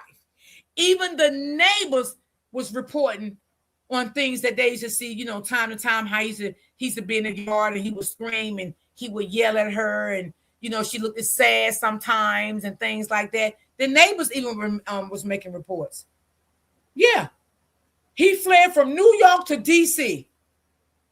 And he called the police and told the police his wife was missing. Knew the whole time that he unalived that lady. Yeah. So come on now. I don't believe they used to have their actions. You're right. You're right. They probably never had consequences with nothing. And you know what? That's why they probably feel what they're doing now is okay. They can get away with it. They can get away with it. Mm-hmm. One thing for sure, Ben Crump and Christina have been more transparent than the DA. How many times Ben Crump, Al Sharpton, and some more of those people and the husband has their press conferences? We have not seen a press conference from Mississippi, y'all, since what? The middle of July? Like July the 10th, July 11th, somewhere like that, I think. Nothing. Listen, I feel like this, y'all. If they don't want to come to the media and tell us everything, what they found or whatever, then leave us the fuck alone and let us speculate, okay? And let us say what the fuck we want to say and how the fuck we feel about this case. Because this is a freedom of speech and we have a right to do that, okay? Leave us the fuck alone, because that's what you leaving us to do, is speculate, right? And say what we feel what happened to Nolan, okay? Yeah, leave us alone. Stop looking at us. Don't worry about nobody on TikTok, Facebook, YouTube, Twitter. Don't worry about what the fuck nobody say. Because what we say should be irrelevant to y'all. Y'all need to be finding out what happened to Nolan. Okay? Now, what I will say, that mother should have known something by now. She should have known something by now. Mm-hmm. I don't believe. Okay, I read that one. Let me see. Right, Royal D. Yes. Like, leave us alone. Going on. Leave us alone. Go. Fly. Go. Leave us alone. Let us have our own opinion of how we feel about it. Because y'all ain't coming out here and telling us the truth and the facts. And they tell myself, they just want to make money, and get their likes and stuff up, these YouTubers. Well, God damn it, tell us the truth then. Tell us the truth, because that's what we want to hear. We want to hear the truth. That's all we want to hear. We want to hear the truth. And then we won't speculate no more. But we have a right to speculate to whatever we feel. And why are y'all pocket watching of who's getting paid from YouTube? That's none of y'all business. Like, literally. None of your business. But let's finish watching this, y'all. See what they say. Oh, God, these people is crazy, y'all. They want to shut us up so bad, y'all. They want us to shut the fuck up and mind our own business. Secondary polygraph-like test. That Timu Brandon polygraph. Tatum, right? Yeah, exactly. That Yeah, that Brandon was a Tatum Timu says polygraph. exists, and That was a shame. no law enforcement officer would say with any degree of credibility that these individuals took it and they passed it and it shows that they were telling the truth, as if that is some definitive conclusion. That's that is amateur hour to me in law enforcement. I always wonder why people get so pressed about polygraph tests, because from what I've known, and I'm not even, I'm not a cop, I'm not a lawyer. It's junk science. That's what I've been told. Theology, as the gentleman pointed out. He claimed it was a different theology. So what religion is a polygraph? Right, Is yeah. it is a polygraph Muslim? Is it Catholic? Is it what is it? I don't know. Is it Christian? Yeah, that was a team on Don, polygraph. I want to move on, Charles. I want to talk to you guys about one more thing. But go on quickly if you want to make it. No. I think that for viewers who are watching this, like most people, I would imagine in Lemon Nation are smart enough and discerning enough to understand that, like at that point, having a conversation with that former officer is kind of like either he's lying, either he's mistaken on the facts, or either he is telling the truth. Those are the three options we have.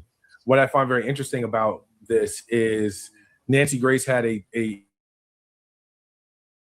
point in her interview with the attorneys where she said to them, do you realize that people can look you right in the face and lie through their teeth? Do you realize that because someone says something to you that it is not necessarily automatically as fact? And to the extent that, Officer Tatum was saying that this is what they told him, either they lied to him or he's misrepresenting what was told. But the bigger issue here, I think, is the point that Nancy Grace made in pointing out to the lawyers, okay, so you're here parroting half of, some of, most of the favorable things that your clients have told you, but have you considered that your clients may not be telling you everything or telling you the most truthful version of it? Facts. Facts. Yeah. Okay, so I want to turn to this, and Michael, well, both of you, I'm especially interested in hearing what you have to say about this. This happened in Arkansas. Hold on, y'all. Now, this was really sad right here that he's getting ready to show. I know y'all. This is very sad the way he beat that girl. Stop. Oh my God, y'all. Oh my God, this is illegal. This is sad. I don't give a turn around. Turn around. Oh my God, look how he's punching her, y'all. Turn around. You cannot punch me. He's very violent, y'all. I know he got to probably beat his wife. I'll punch you again if you don't turn around. Who said I can't punch you in your face? Somebody call my mama.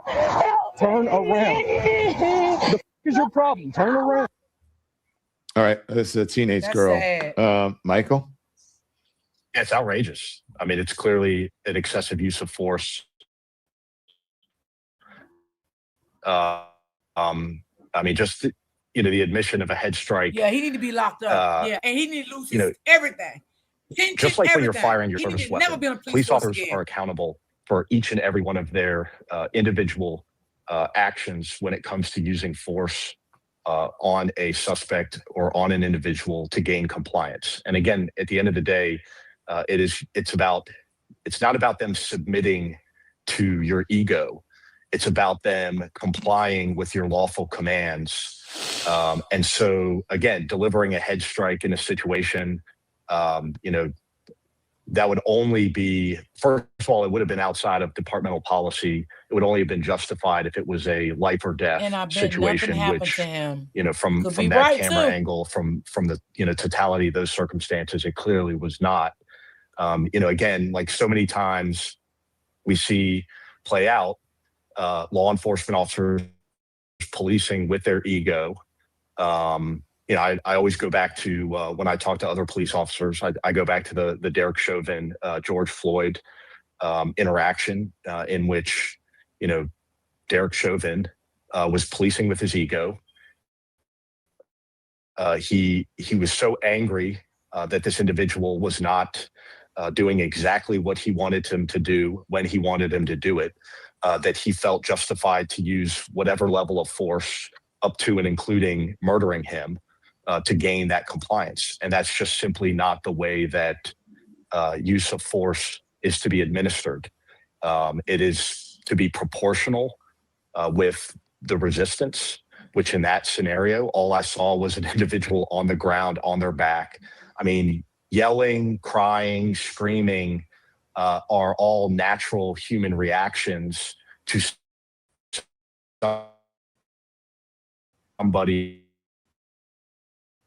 applying force that, unfortunately,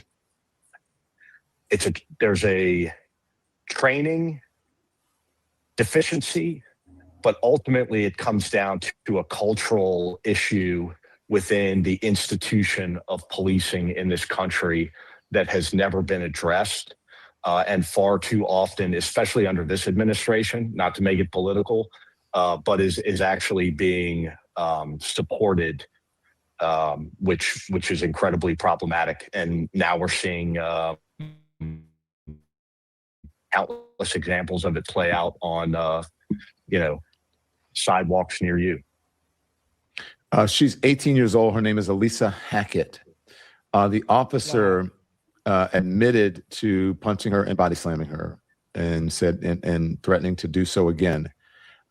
Charles, you are prosecutor, attorney. How would this go over in a court? I want to echo everything that Michael just said. He sounded like a civil rights attorney. Auntie, I don't believe that too. I heard that and too. I think that it's really important that we zoom out and we look at the totality of the circumstance, but also totality of the institution. There's a distinction between police and policing. And I think that the conversation that we are having all too often is about police when we should be talking about policing, because policing is the actual culture of what Mike just spoke to. And if you're thinking about this in a court of law, I want people to stop for a second and consider, what crime could that woman or young lady, she's an 18-year-old young lady, what crime could she have possibly have been suspected of? Did you believe that there was reasonable suspicion or probable cause for an arrest that would warrant in that situation Yes. a head strike and slamming to the ground? And whatever the crime is, I largely suspect whatever you think might warrant that, whatever it is that she is suspected of, likely did not rise to the level that warranted that in that situation. I agree with Mike that this is absolutely something that begs the question of excessive force, but I am not going to shy away from the fact, Don, and this may make people uncomfortable, you felt comfortable doing that because she was a Black girl. You would not have hit or punched a white woman in the face who was resisting arrest in that way. I'm not saying that you would not have attempted to restrain her, but I am saying that policing, generally speaking, approaches situations in the way that it does because of the culture. And that culture dictates that there is a lower standard of accountability when we're having conversations about excessive force with victims of color and Black people than there are for people of other ethnic backgrounds. And so that may make people uncomfortable to talk about, but it is a truth that I have seen as a prosecutor. It is a truth that I have seen as a civil rights attorney. And until we are candid and honest about the fact that your ego felt that you were okay to do this in this situation, in part because that girl was a Black woman or a young Black girl, we are not going to get to where we need to in this conversation about policing in America. Can I respond to that, Don? Yeah. Yes, so, first of all, as a, I'm going to say this. Telling me I sound like a civil rights attorney is probably the greatest compliment that anyone has ever paid me. So I want to say thank you for that. As a former police officer, again, 2 decades working in an inner city police department, and as a white officer, I completely agree with absolutely everything that you just said. And that's all I have to say. All right. Well, there we go. We have agreement on this show. Gentlemen, thank you very much. I mean, well, I don't know where the case goes next. It should go to finding out some answers. Also, I mean, look, Ben Crump is representing the family, the Nolan Wells family. Ben Crump is also representing this young lady, Alyssa Hackett, in Arkansas, 18 years old. And I think that he has been the officer sued but I think it's maybe civil rights organizations and maybe it's Crump. I have to look it up, and I just was checking out some of the information. But thank you guys. I appreciate you joining. Really do. I'll see you soon. Thank you. Michael, your show. When's your show on? Hold on, Charles. Oh, I've got a show on today at 6 p.m. and then I'll be on Lincoln Square with the wonderful and beautiful Maya May at noon today. All right, and check him out on socials. He's always going off on someone and right, and usually right. Well, always right. And Charles, make sure you are logged in, subscribed to What Matters Now over at Beehive. It's my weekly newsletter. It's free. You can come in and check me out. And then also, you are absolutely right. He's not asking them the real hard questions that need to be asked. And that's why, y'all, they're not going on nobody else's platforms, because they know what they do. The real questions, they ain't gonna be able to stand it. They're not gonna be able to tolerate that.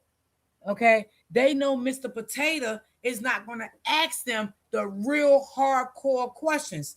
Now, if they do decide to go on someone else's platform, you already know now, y'all, they ain't gonna do it by themselves. The lawyer gonna be with them now. Because see, when somebody asks them a question, the lawyer gonna take over and ask the question for them. No, don't answer for them. Let them answer. Because you wasn't there. So you don't know what happened. And stop saying that your people is telling the truth, because you don't know, like Nancy said. You only going by what they say. Like Nancy said, she did so many cases and people stood her right in her face and lied. Okay? So you don't know if they're telling the truth or not. So let these people answer the questions. Okay? Stop it. And I agree. That's why they're not going on different platforms. Why do you think they're not going on these news stations? Baby, No, they're not going to do it. Because it's going to be too much heat for them. Yeah, it's going to be too much heat for him. And, you know, he talking about something, he'll go on anybody platform and want to have a conversation with him. I don't want him on my platform, child, because he too much of a narcissist for me. Let me see what he got to say. Hold on, y'all. Let me bring this up. I don't want that behavior. All that gaslighting, that shit makes me sick to my stomach.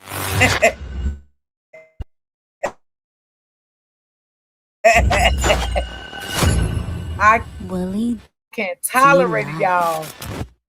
What's up, fam? Tatum getting cooked. Right. Hey, Sheriff. I'm talking about, man, Bill J did him dirty. I'm talking about dirty. I'm talking about dirty South dirty. I know they Yeah, is telling him to Sam, let him check it out. speak now. Tatum, you can threaten to sue me all you want because you're the only one here who's getting served. You're doing exactly what I said you would do. Now, y'all, this guy right here got a TikTok and he got an Instagram. When I say he be going in on Mr. Potato, baby, so Mr. Potato must have came for him because he be going in, okay? And there's another lady that Mr. Potato came under her comments and told her he was going to sue her. She told him, let's go. Yeah, this is crazy. You're doubling down. Why? Because it's your job. You see, you have an agenda. I do too, but ours is a little bit different. I want the truth. I care about the truth. If I'm wrong about something, I want someone to correct me. You will never say, my bad. You'll never say, I was wrong. I made a mistake. You will never do that. Because if you did do that, you'd lose your job. This is just like when Tomi Lahren got fired from the Blaze because she said she was pro-choice. You cannot go against a narrative. And every time a white person hurts or unalives a black person, you're right there to clean up the mess. You're right there to spin things. And every single time you took the side of the white person, every time, because that's your job. Wow. Let's stop right there, fam. Let's stop. We're going to get back to Bill in a minute, but I got to Wow. that. Facts. These uncivilized mutts, these coconuts. She said coconuts. Some of y'all may not understand what that means. That's one of my coin terms, coconut. Yeah. Listen, fam, a coconut is a black person who's black or brown on the outside, white on the inside. These are the type of dudes who 100% of the time, when a black person is killed by the police or a white person or anybody non-black, they 100% of the time take the other side. They never side with black folks. This is how you know that they're bought and paid for, sold for sale. What my son say? My son say sold not for sale. Their soul is for sale, sold for sale. They never, ever, ever criticize white folks. When they criticize black folks, they say, well, I'm just being real. I'm a free thinker. I'm just calling it like it is. So with all of these white folks out here doing all this killing, with all these white folks who commit crime, with the president of the United States starting a war and illegally invading another country, padding his pockets with billions of dollars, they ain't saying nothing about that. This is how you know that they're bought and paid for. You work for Turning Point, for fuck's sake. You work for white nationalists. Do you know why you have that job? It's not because you're intelligent or talented or insightful. It's because of your skin color. We all know this. It's because of your skin color and your willingness to sell out your own people. You see, with me, I call out lies, misinformation, bullshit, bullying. I'm against those things because they hurt people. And they hurt me. 5 years ago, Brandon, I was on my deathbed. Lucky to have a bed. Because of people like you, because of liars and grifters, I almost died a horrible, painful death because of assholes and pieces of shit who are selling misinformation to make money and spread the COVID misinformation all over. No one took the pandemic seriously, and all the hospitals were full. There were no doctors, no ICU beds, no nurses. I'm dying alone in a motherfucking hallway in excruciating pain because of pieces of shit like you. So when they finally found me a room, I'm in there shaking from this infection that's taken over my body. My lady is sitting there watching me die. And I'm over here watching her watch me, knowing she's already lost a husband. She's about to be a widow for the second fucking time. I'm lucky to be here. A lot of people weren't as lucky. And all this pain and suffering happens because of assholes like you, spreading misinformation and lies. And you're doing it to your country and to your own people, man. But hey, you drive around in a Ferrari. It's worth it. Yeah, fuck my people. Fuck the country. Fuck innocent people. Because I'm driving around in a Ferrari. I have money now, ain't it? And you wonder why people make videos about your sellout ass. And I find it hilarious that you're threatening to sue me. You ain't gonna sue me. If you were, you wouldn't be asking your followers. This is just content. You might as well check out your comments. Better yet, check out my comments. This is what I love about Black people. They know how to meme. These are all from people of color. They support me more than they support you. What did I say about you? You made a 4-minute, 38-second video. And what did you say you're going to do? You didn't show it. You didn't show her throwing boiling water. All you tried to do was make verbal excuses. You are not that motherfucking good at words. You're not. Trying to convince people they didn't see what. Ooh, baby. He ate him up. Yes, he did. Ate no crumbs. You are not that good with words, brother. Well, damn, why did I call him a brother? Every brother. Yeah, unalive her. Mr. Potato tried to say he did that because she threw hot water on him. Now, y'all know that wasn't true. She took that pot off the stove and went to the sink with that pot.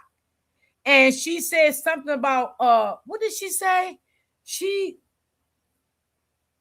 The devil is a liar or something like that, she said. She said something in the phrase of that. That's when he pulled his weapon and shot that lady.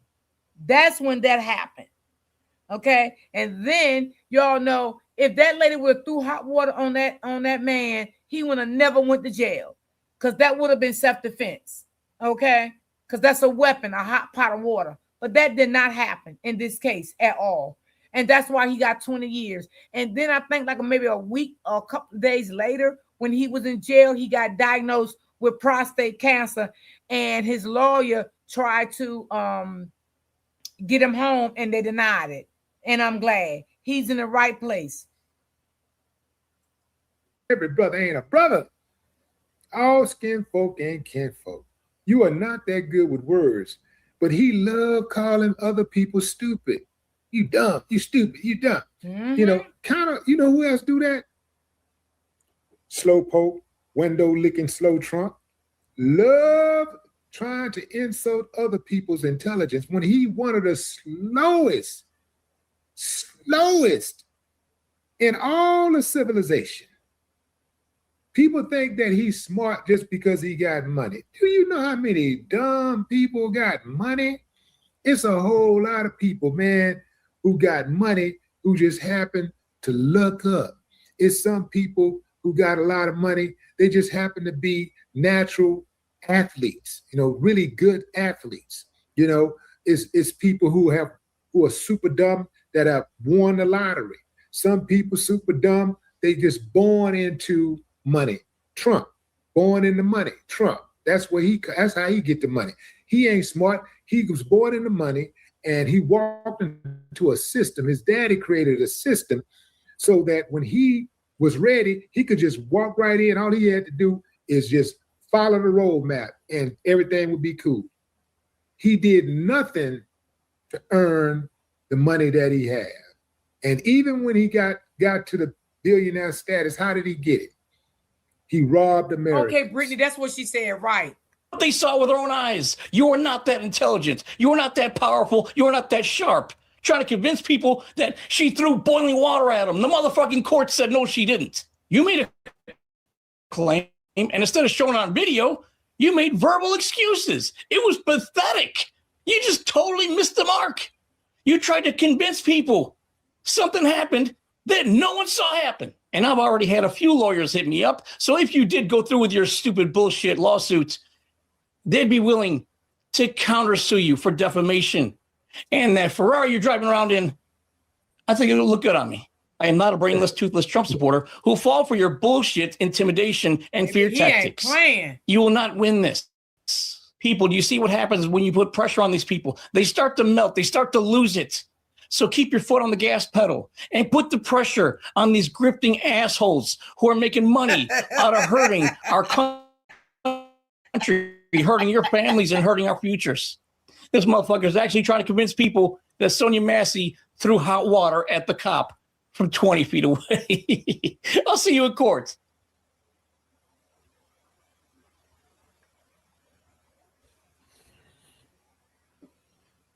He ate that, y'all. What else, fam? He did. He tried to convince people that Sonia Massey threw water at that cop. Sure did. From 20 feet away on the other side of the counter. She's holding up. No, Brittany, he won't playing. And he just smoked. I mean, this sucker had to be high on something. You know, a lot of them be coked up and doped up. When they out there, they got that badge on. They got that gun. They on that power trip.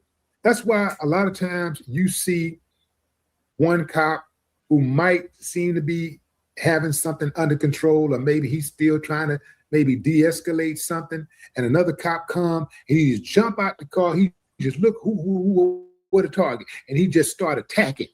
That's that cocaine. Yeah, fam. That's that cocaine. That's that alcohol. That's them pills they popping. Yeah. You know that? They be popping pills, man. Popping pills, doing cocaine. And out here on the streets arresting people for cocaine. Arresting people for drinking and driving. They do the same thing. Even the judges. A lot of the judges do cocaine. Yeah. Prosecutors, cocaine. Yeah. Cocaine, they alcoholics. They be coked up and doped up judging others. Tatum gonna get his, boy. When he get his fall, when his fall come, it's gonna come in the worst way. But Bill was absolutely right about how he sticks to his story no matter what. Feel about the things Even that he does. He's proven wrong, he will still stick to the story. I'm talking about in real time. He can hear it. Sometimes I've seen him get checked a few times, and somebody can say something, and it's indisputable, and he'll just be like, he'll pivot and he would not accept it. To me, that's what makes a person. You can be ignorant just because you don't know something, but once you know, once you hear the truth and you refuse it, now that's when you're stupid. That's where stupidity comes in. Like, and this dude, right, Scorpio. That's why she probably don't, say much. Yeah. And it's like he try to act like he don't understand how. Yeah, I know. She is. I know. Well, let me back up. Because he got mad. He tried to make it seem like the people don't understand him because he got mad. I don't know who did. I can't remember, y'all. But like 2 weeks ago, somebody got mad and posted him and his wife, and he got upset. Yeah, you post my wife, I'm gonna sue you. Y'all, this man is crazy. Okay, he's crazy. It's something wrong with them. This dude said, I hate black people. That's what he said. He said, I hate what didn't he say? Well, I hate a lot of black people. I hate a lot of them. I might not like everything they say and what they do, but I love my people. He later said, I love white people. He didn't say I love some white people. He said, I love white people. He didn't say I hate some white people, but he did say I hate black people. He never said I hate white people, or I hate a lot of white people, or I hate some white people and love the rest. He just said I love white people. But he was quick to say, I hate a lot of black people. We know. Yeah, but we sure know that. You showing us that for a fact. It should start with your mammy and your pappy, because they're the ones who did it to us. They're the ones who gave you life. It's their fault, and they should be penalized for that. But what say you, fam? Drop a comment. I'd love to hear your thoughts. Oh, no, y'all. That was too funny. I want to find that one that he posted about the lady that Warren and them knew Katie. That's the one I was trying to find, y'all, because I wanted y'all to see that one. Let me see, can I find it?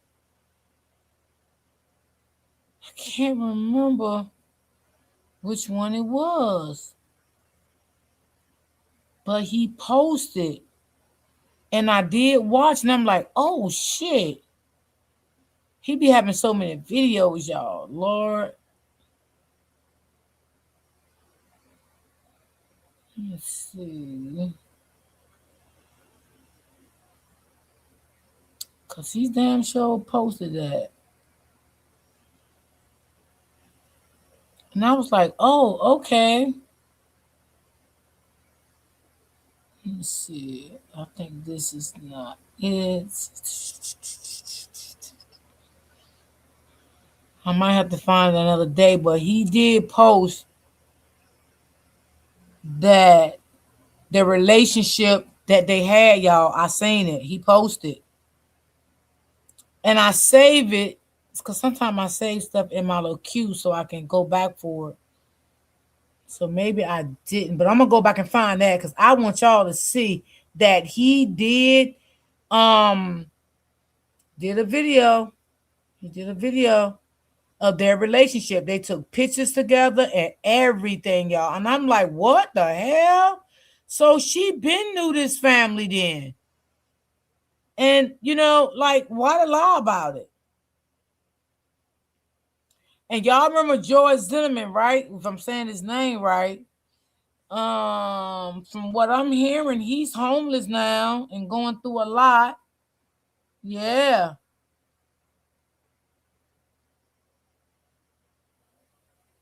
Let me see. No, this is not the one. Yeah, I can't find it right now. I don't want to keep y'all holding on, but I will find that goddamn one, baby, because I want to show y'all That one, honey. Yeah. All right, let me see what this one was. Let me see. Um,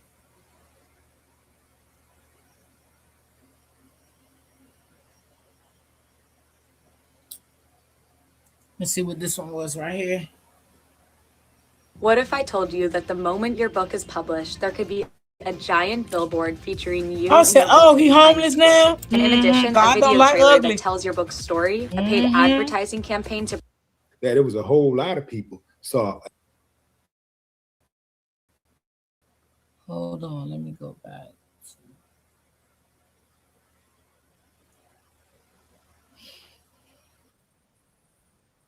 The most wonderful deals for teachers are here at Staples. Save big on classroom supplies all summer long. Plus 20.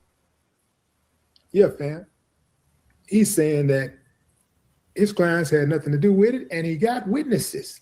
Yeah, he said he got 2 new witnesses who are very fine, Yep, she sure upstanding did members expose it. of the Ocean Springs community. Very fine, upstanding members of the Ocean Springs community. Interesting, Very interesting. because I think I've only seen a handful. I'd like to see these 2 he's talking about, because we know that there were multiple witnesses on the day that Nolan Wells came up missing. And we also know that there were multiple witnesses. I keep saying, y'all, well, you know, it was the thousands of people out there, and the way the island is, you cannot do anything to nobody and hide a body. You don't know that. You don't know that. Okay, and if you think like that, then find out who Nolan left with. Okay, because if y'all saying Nolan was the last seen at 6 o'clock, hey, maybe somebody did do something to him and hide him, and then put him in the water later. Have y'all ever thought about that? If you're saying that your witnesses is innocent and they don't know nothing, they didn't see anything. The last time they saw Nolan was 4:30, but don't never say what a real criminal can't do, because they will make a way to do it. And that's for sure. They will. And I said it. I ain't scared of you. I said it. Willie got a lawyer My already. eyes He's do not scared. deceive me. My ears do not deceive me. I saw what I saw, and I heard what I heard. Y'all can play around all you want with semantics. You can try to play those mind Jedi tricks. You can do all the gaslighting you want. But 1 + 1 = 2 anywhere in the world.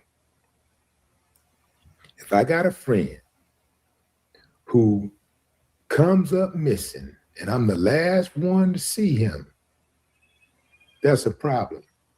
If I got a friend that I go out on an island with and I come back and he don't, that's a problem. If I got a friend who drowned on July 4th, Independence Day, with hundreds of people everywhere, and nobody saw him drown. Nothing. Exactly. Nobody witnessed him fall and go into the water. Nobody witnessed anything. That's a problem. That is a little too convenient. Wouldn't you say? I would say that's a little too convenient. And I would say that an investigation should have been underway immediately. But I'm gonna tell you something, fam. I don't believe these people started an investigation. I think they may have asked a couple questions, but not in the sense of we're gonna get to the bottom of this and we're gonna bring justice to the family. No, no, no, no, no. They're dog whistling, fam. They're dog whistling. This attorney called these dudes, and by the way, they're not boys. They're 18. All of them are 18 they years men. old. They or fucking older now. men. They're men. Exactly. Okay, let's stop calling them boys. They're men. Just like they do our boys. just like they do our boys. They call them men, right? If they're 18, they say men. If they're 19, they say men. If they're if they're 15, they want to say men, but at the very least, they treat them like they're men. But anyway, fam, moving on. These dudes right here, I don't care what you say, attorney.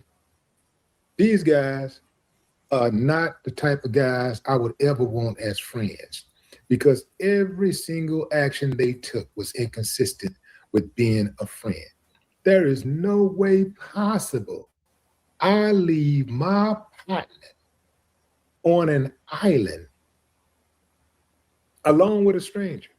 I don't care who it is, girl or not, whatever. I'm like, yo, nah, man, you coming with us. Hey, no, hell no. You coming with us. We came together, we leaving together. Hey, man, get back with her on shore, buddy, but we're not leaving you out here. Exactly. That's right. That's how right. that go.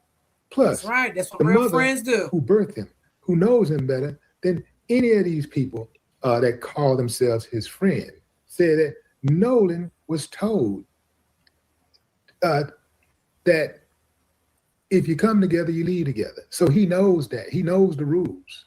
And by the way, he would never do that because that's inconsistent with his character.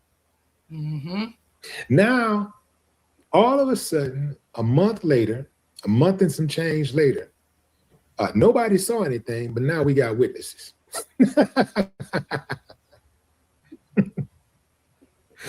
Nobody saw anything. Ain't that the truth, y'all? Ain't that the truth? Witnesses. He ain't lying. All of a sudden, it's a lot of witnesses coming out. Just like, I don't know who just said it in the chat. I think my auntie said it. 2 witnesses said they seen Nolan at 6 o'clock and they know Nolan real good. Only thing, and y'all talking about something, yeah, Mississippi is a close-knitted community. Yeah, I know. For y'all, it is. For y'all, it is, because y'all stick together, okay, to lie. For y'all, it is.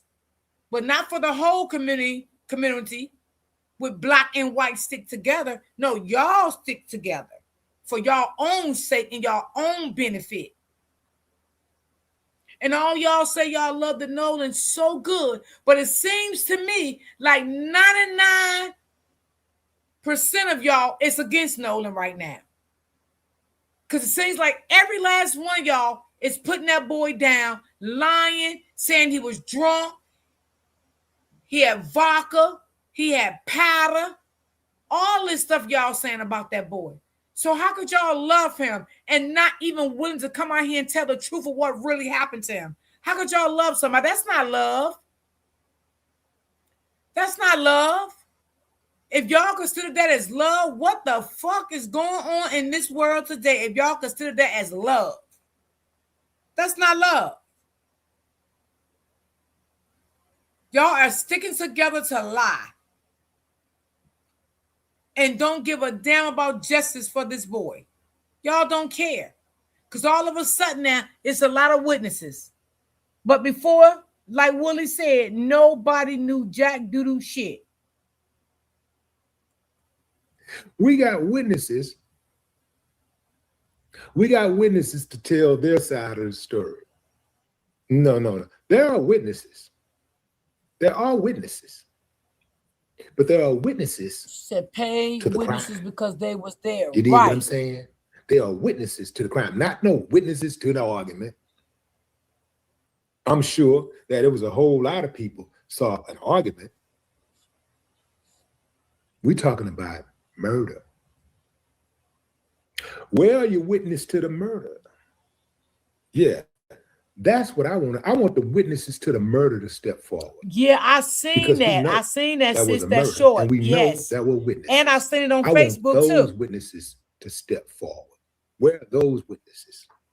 They're out there. They're out there. And we've laid eyes on them. That's right. I said it. We know. We've laid eyes on them. Why can't no witnesses come out and say, no, I didn't see Nolan stand back with anybody? Why have no witnesses said nothing good about Nolan? Why all these witnesses is saying nasty, mean, lying things about Nolan? Why? So y'all talking about some of y'all was a good community. Y'all loved it each other. Y'all really loved it, Nolan. Y'all loved it, his family and all this stuff. Well, why is everybody lying on Nolan then?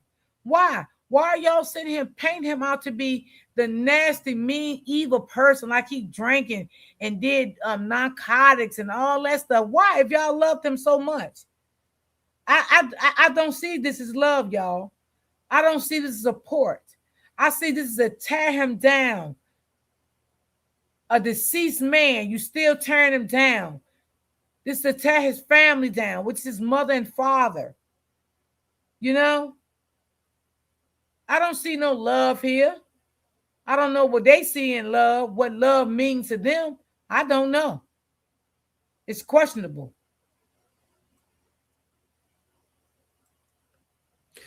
I don't care how much dancing y'all do, attorney. Y'all can't get around that CTO call. Y'all can't get around that CTO phone call. I don't care how much dancing you do. I don't care how much you try to throw up against the wall. You're not getting past that. This dog whistling of very fine boys. He's a very fine boy. What makes them fine? Oh, you're looking at their behind? Because if you're talking about fine as in character, they got a don't nasty think so. disposition and they liars. Homie don't think so. Are you saying they're fine because they come from prestigious families or they're rich? Okay, so I think not only should Nolan Wells' family be offended, but, not only should Black folks be offended, not only should anybody that has some type of integrity be offended, principles be offended. White folks, poor white folks, should really be offended because they wouldn't have called a poor white person fine individuals. They wouldn't have called you fine or upstanding if you didn't have money. See, so they're dog whistling to the base. Remember, these are Trump supporters. Okay, remember that's a Trump lawyer. They got Trump lawyers. Mm-hmm. They're Trump supporters. That's MAGA. We know what MAGA think about Black folks. And y'all, I don't know if y'all ever thought about this, but they saying they're going to sue people, for defamation of character. For one, you have to have license to practice in that state to sue anyone. Okay. You just can't sue people all around the world, and you don't have license to practice in that state. Now, from what I understand, he only have a license in 3 states. That's New York, New Jersey, and Texas. Okay. So all this defamation of character, these people live all around the world in different states. You cannot sue these people because you're not licensed in all these states to sue these people. And I heard that from a former prosecutor yesterday, and I never thought about that until she said, I'm like, oh, damn, she is right. So, come on now. You just can't go, I'm here, let me put in a lawsuit for here in this state. No, you have to be licensed in that state. Now, you have some lawyers that are licensed in 3-4 states, but you have to be licensed in that state. No matter if you're a defense attorney, what type of attorney you are, you have to be licensed in that state. You just cannot leave, say you live in Pennsylvania and go to another state and defend somebody as being a defense attorney. You cannot do that if you're not licensed in that state. The same way for a criminal, a civil attorney, and maybe it seems to me that Ben Crump, he's licensed all over the goddamn place because he's all over the place. Right? How many Black folks in the MAGA cabinet right now? Okay, so we know what they think, and their behavior is very consistent with their I ideology. think the thug on the Right? live that baby. They're very because they consistent. told us, Trump came in day they one told us dismantling in their DEI. last interviews. Day one dismantling civil rights legislation that has been wordplay holding up for decades. Have you noticed how they watch each other when they talk? Meant to bring us closer to a fair Watch the wordplay and the face structure equal system. and their body language. Airwick's essential mist diffuser is cordless and portable. Hold on. Great for inviting friends You know, to body every occasion, fragrant and These are witnesses. Whoever they are, I wouldn't trust them. Hell, you know, there was witnesses in the Emmett Till trial. There were people which went up there and lied. It ain't nothing for Mississippians to lie.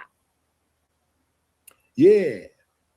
Now, all you good Mississippians, I ain't talking about y'all. But I'm saying you're in a state that has a sordid history for lying on black folks, a sordid history for covering up, getting on the stand, white person after white person after white person, get on that stand and just lie, raise their hand to the Bible and lie like a rug. They have no trepidation whatsoever, just lying. Witness after witness after witness after witness after witness, just lying. So we think just because they're a witness, Right. They're not telling the they truth. so-called impartial, they don't have a so-called dog in the fight. Get out of here, man. Them people, like they say, they're a close-knit community and they There you stick go. together. There you And go. if they got to lie for each other, they will lie for each There other. you go. I just Easy. said that. Easy peasy. They have no reservations about it whatsoever. We're not believing it. Where were these witnesses a month ago? The witnesses could have came forward immediately and spoke up then. Where were they then? I'm sure if there were witnesses who would want to speak up on their behalf to provide them an alibi, that would have happened immediately. No, the witnesses are quiet because if the witnesses tell what they witnessed, it ain't going to be in their favor. And that's why they haven't brought forth any witnesses to this point. That's why. Hey, man, a pair of lips will say anything. Anybody can get up there and say, I saw this. But man, we don't believe you. We do not believe you. I don't care who you bring up there. We don't believe you. Good try, though. No more talk. He right, y'all. He is absolutely right. He right. Huh. You right. They stick together there for themselves. For themselves. Oh, yeah, I seen that too. I seen that. When he was grabbing his shirt. Yep, I seen that. I was looking at that body language. I sure was. Now, y'all, it's one friend that ain't saying nothing no more. What was his name? Justin? The boy that went to the funeral. He's been very quiet. Yeah, him and his brother has been very quiet. They have not did no interviews with no goddamn body. Well, except for that first interview that he did with TMZ. After that, that was it. His mama probably told him shut the hell up.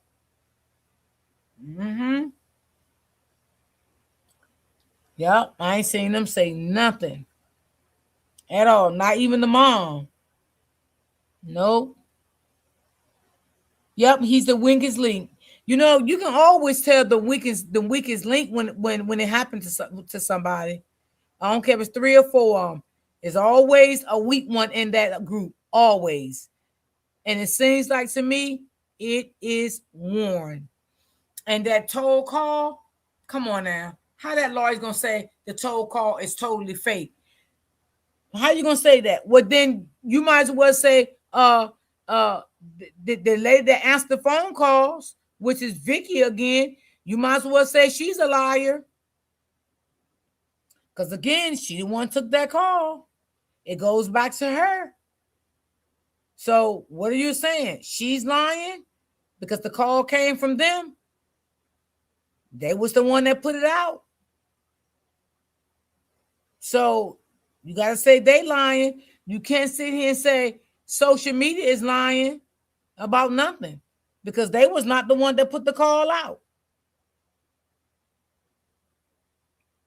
at all. Now somebody need to interview him and get real greasy with him about that call, and ask him, why do that sounds like your voice?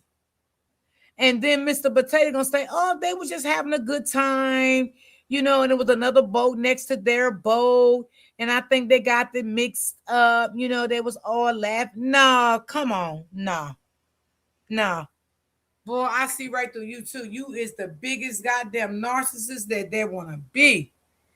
You know you can gaslight the dumb people because I see right through you. You are a gaslighter. You definitely know how to do that manipulation. You know how to do all that shit. But I ain't stupid. I see it. I see it. He sit there and gaslight his people, and they just said right there. And they agree with him. They agree with him. I can't stand a liar. I can't stand a liar. This lie for nothing. That call is real. I don't care. Now, do the Mississippi, do they have the call? What do they think about it? I don't know. But I'm quite sure they done heard it and have been around everywhere. I'm quite sure they heard that call. If they saying something about it, is they dissecting the call? I don't know.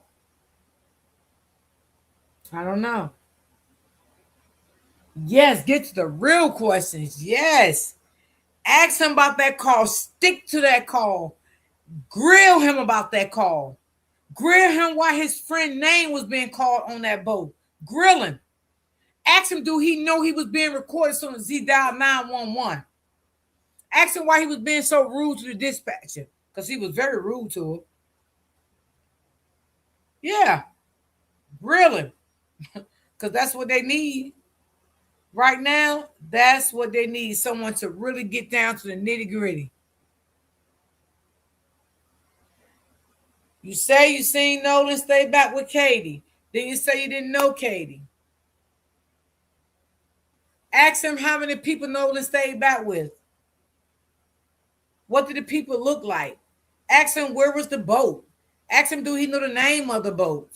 Ask him how was the people looking when him and Nolan stayed back, when Nolan stayed back with the people.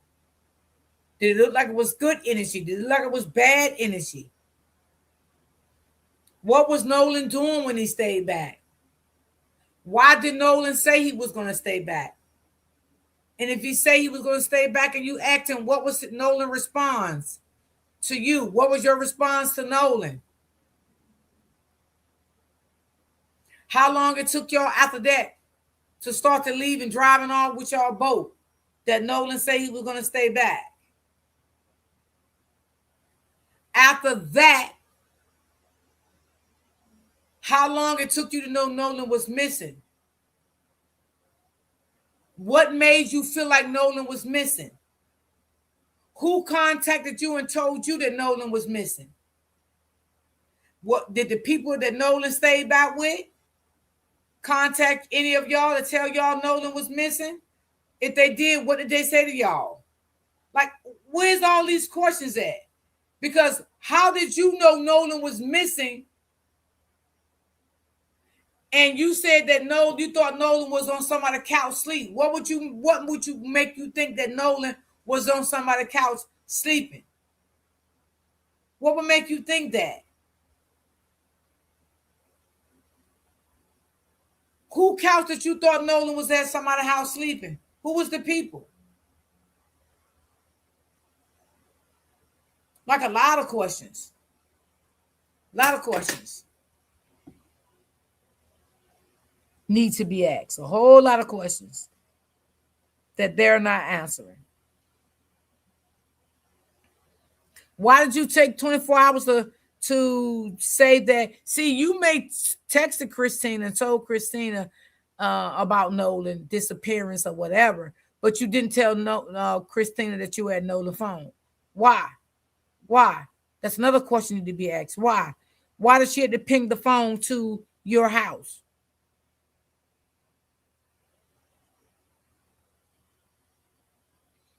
Why did your friends or either ask the friends that when they got the phone? Why? I mean, the keys. Why did they tell Nolan dad that the keys was not there? Until the girl got on the phone and told the father, told him where the keys was at, and he went and got them and came out. Why was y'all so nervous? So yeah, there's a lot of questions need to be asked. All of them going to lie. Yep. Yep. Mm-hmm.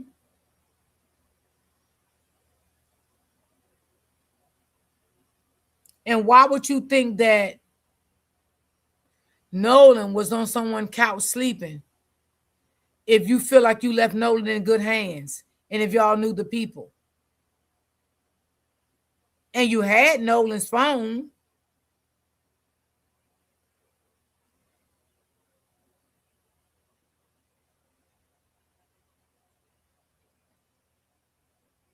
Right, Brittany. So it's so many questions that, need to be answered here. And we'll see what the next lie gonna be.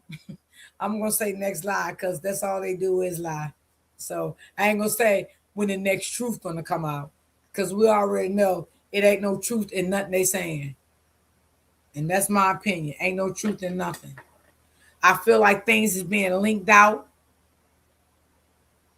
from the Mississippi. Yep, I do. I've been saying that. What made you think he was missing? Right. Absolutely. What made you think he was missing? If he was with Katie, girl, come on now. That's right.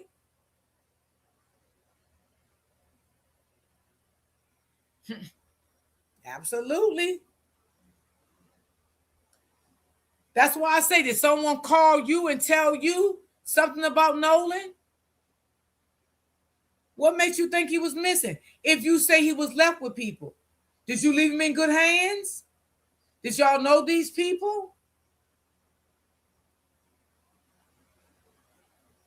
And why are you asking people have they heard from Nolan, knowing no one's not going to hear from Nolan because you knew you had Nolan's phone? So how could anybody hear from Nolan if you had his phone? Another question.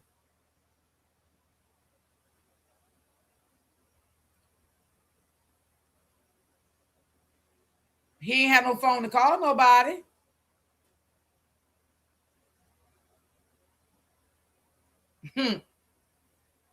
Man, they really think people crazy. I ain't gonna tell you no lie. They really think people is crazy.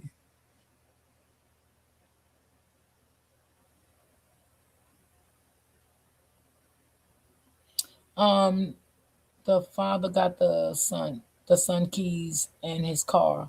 What? Yep. Why did they try not to give the father the keys? That's weird behavior. Why didn't y'all try to call the father and give the father the keys to the car? Why the father had to go there to get the keys to the car? Why y'all didn't just call the father and tell the father? And then y'all act like y'all didn't know where the keys was at when the father went there to get the keys.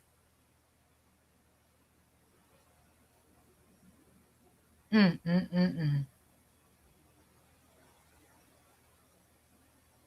lot of shit got to be asked. If y'all would like to donate, my link is pinned at the bottom. Now, I'm going to say this before I get off. Me personally, myself, if that was my child, I would get the justice that I have to get for my child, right? But if they took this case to grand jury and someone get arrested, I will be looking to leave Mississippi. I would no longer ever want to stay there again. I will do what I can to transfer my nursing license, find me another location. I will be out of there because I would never feel comfortable there again, that I lost my child there. I would never trust law enforcement there. Nobody in law enforcement, the government, the governor, nobody there. I would feel like if I ever need help for anything, they would never be there for me in the right, proper way as a citizen there. I just could never live there again. If I have to come back for any court cases, if someone do get arrested, I will fly back in every time. But I could never, ever live in Mississippi again. I would never feel safe, comfortable, or anything in Mississippi again. And I'm speaking if that was me and my child. I will be right now looking for somewhere else to stay. If I owned a house, I'll put that bitch up on the fucking market. I'll be selling that motherfucker as we speak. I'm telling you, I'll be ready to get the hell out of there. Right, I agree, because people is evil and they don't care. Right. Those so-called friends was jealous of Nolan. If that was my child, I would go to prison for life. Girl, shut your mouth. Ha! Shut your mouth. You said play with it if you want to. Baby, I feel you. I will move too. Yeah. I'll get the fuck out that racist town. Ain't no way. Ain't no way. I would be doing shit on the back end and nobody would not be knowing what I'm doing. I will get the fuck out of there. I'm telling you. Ain't no way. I could never feel comfortable there anymore. All of them went against Nolan. Everybody, even if the mother didn't know them, right? But they knew Nolan. They hung out with Nolan. They went to school with Nolan. Again, that don't mean that Nolan's mother has to know all those people and was cool with all those people because Nolan did. Okay? We see now that they all say they loved Nolan, that Nolan was like a brother. No, Nolan was nothing to y'all. Y'all were snakes to Nolan because all y'all is together right now against that boy. The whole fucking community is against that boy. I ain't seen that one time that somebody was pure from the heart that stood for Nolan. No, ain't no way I could live there. No way. I will get this case to rolling the way it got to be rolled. And baby, while I'm doing that, I'll be getting my shit together in the back end because I will be, what? Getting ready to be out of there. There's no way I could live there. I could never trust any of them. Them, the mother, the fathers, the sisters, the judges, the lawyers, the DA, none of them I could trust. No way.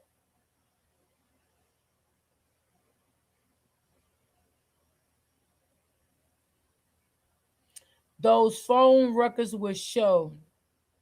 Yeah, they will. And I'll be glad when they come. And I know sometimes it can take a little while for little stuff like that, to come back. Yeah. Those cases remind me of Kenya Johnson. Ooh, girl, yes. Yes.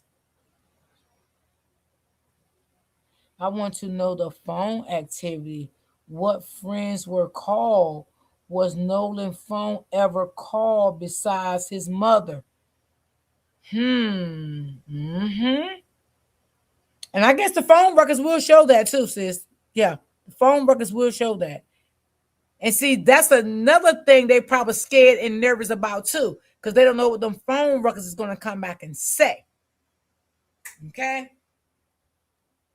So that's another thing they probably scared of, because they don't know what them phone workers going to come back and say. So I don't even think they came back yet, you know. So yeah, I agree.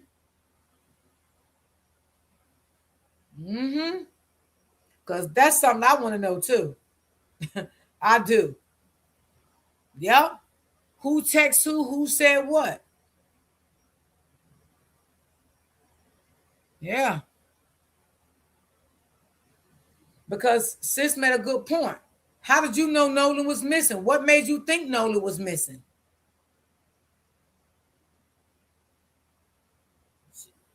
Not adding up. None of it. None of it's not adding up. Right, Brittany? Right.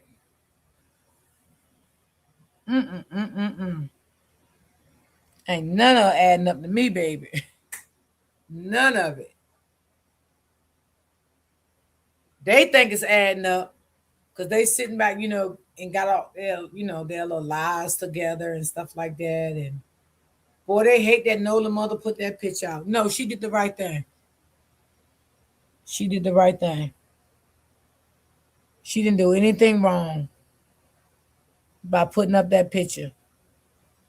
And the reason why she put that picture up too, because they were saying that Nolan had on some other color shorts, and she said, no, this is the shorts that he had on the boat. Yeah, they was all trying to get their lives together. We know that. We see that. So everything will come out. But I want them phone records to come out too. I definitely do. And they will come out. We just got to wait and see. How long it's going to take, I'm not sure. I'm not sure. But we're here. No matter when it come out, we're here to see what the autopsy going to say, to see what the phone worker's going to say. You know, we're here for it all, y'all.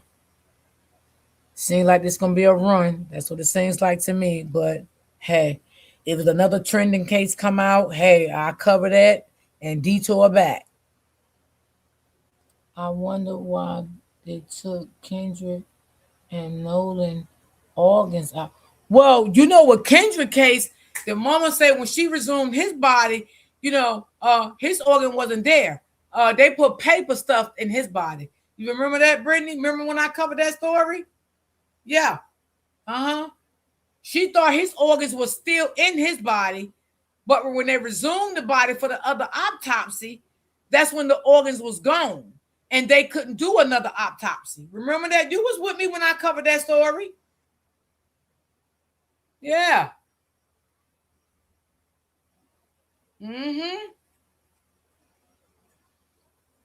That was crazy.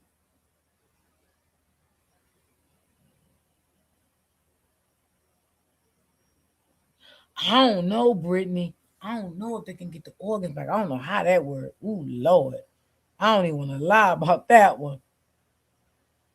I wouldn't be surprised if one of those. Ooh, sis, I was thinking that. But I never want to say nothing.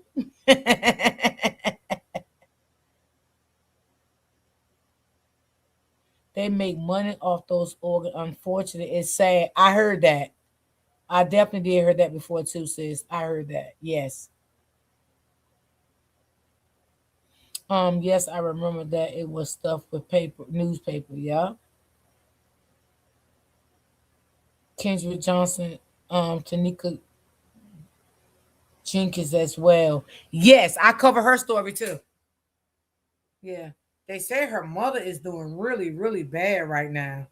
Like she really went under depression. I haven't, you know, really been keeping up with that story, but I heard somebody on Facebook was saying that that she really went on a breakdown. It seems like every time I want to go do another story, something, oh Lord. It just be too much, y'all. I can't cover too many stories. That's too much on my brain. My brain can't take all that.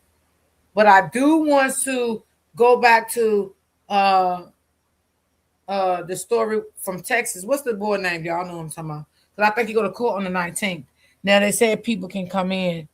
You know, it's gonna be open court. She is. I follow her on Facebook. Okay. Well, I pray for her. They say she been going through it. I don't know what's going on. Oh Lord. Well, we'll see. Because the 19th is Nolan's birthday and is court. Yeah, that's so sad. That is so sad. Have she been posting lately? Because I know she used to go live every so often. I was following her at one point too, but I don't see nothing that comes down my timeline, you know, about her anymore. So I was just wondering, was she okay?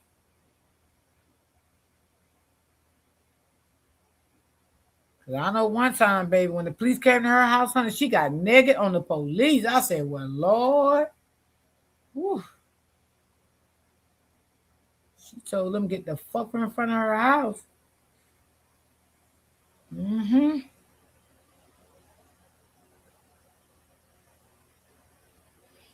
Yeah, his case. Yes.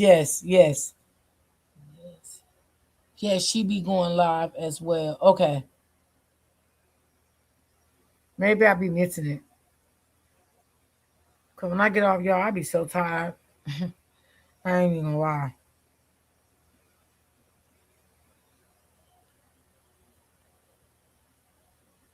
Okay, she is active on. Okay. Oh no, that wasn't her friend neither.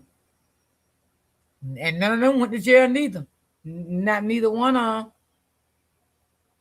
None of them went to jail neither. That was a strange case to me too. I always say that case was strange. Very strange. Seems like these cases that's coming out, y'all, they get very strange. Like day by day, they like it's so many twists and turns in these cases like that. So many. Oof. That's why sometimes, as content creators, you have to take a break sometimes, because this can like mentally take a toll on you, make you tired, it drains you. And that's why I take Saturdays and Sundays off, because I really, literally be drained. I really, really do. And I have to take some days off, to myself sometimes, because it can really drain you. In my opinion, her mom is a suspect. Girl, everybody said that. Everybody was saying that. Yes. Yep. Everybody was saying that. A lot of content creators were saying that.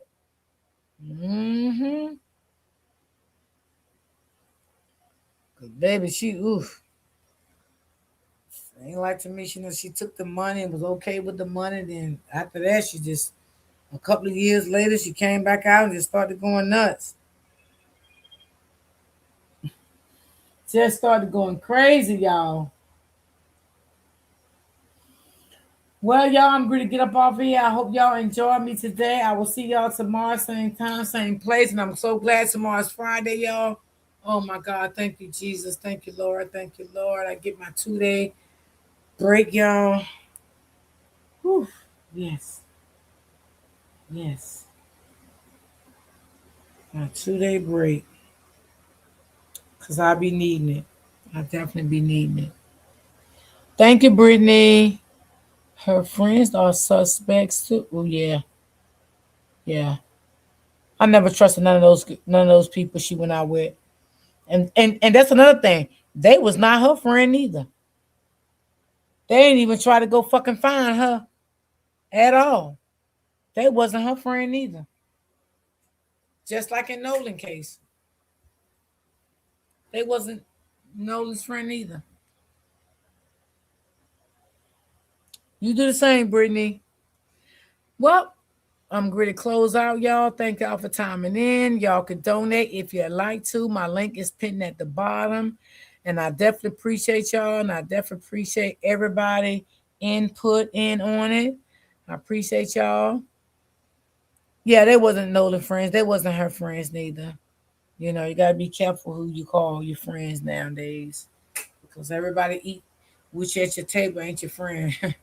Everybody break daylight, which is not your friend. Everybody walk beside you in the streets every day. It's not your friend. Everybody driving your car, which is not your friend. And that's a fact. You know, you got to wean them out. You got to wean them snakes out. Keep your grass cut. You'll see them.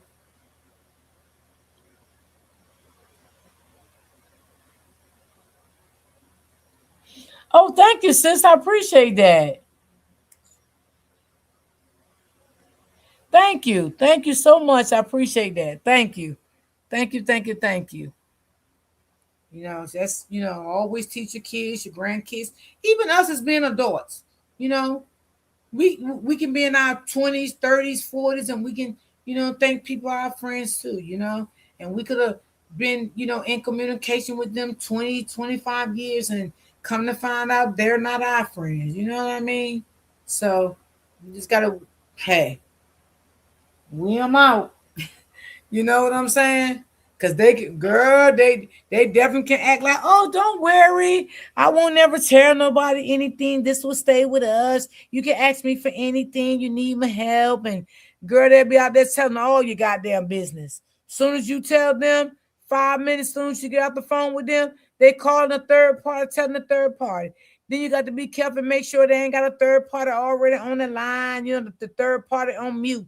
Listen to all your business. Baby, these people is snake shy. Oh, Lord Jesus, I'll tell you the truth. I'm telling you, you got to, oof, it's sad, y'all. It's sad, but it's real life. You know what I'm saying? It's real life.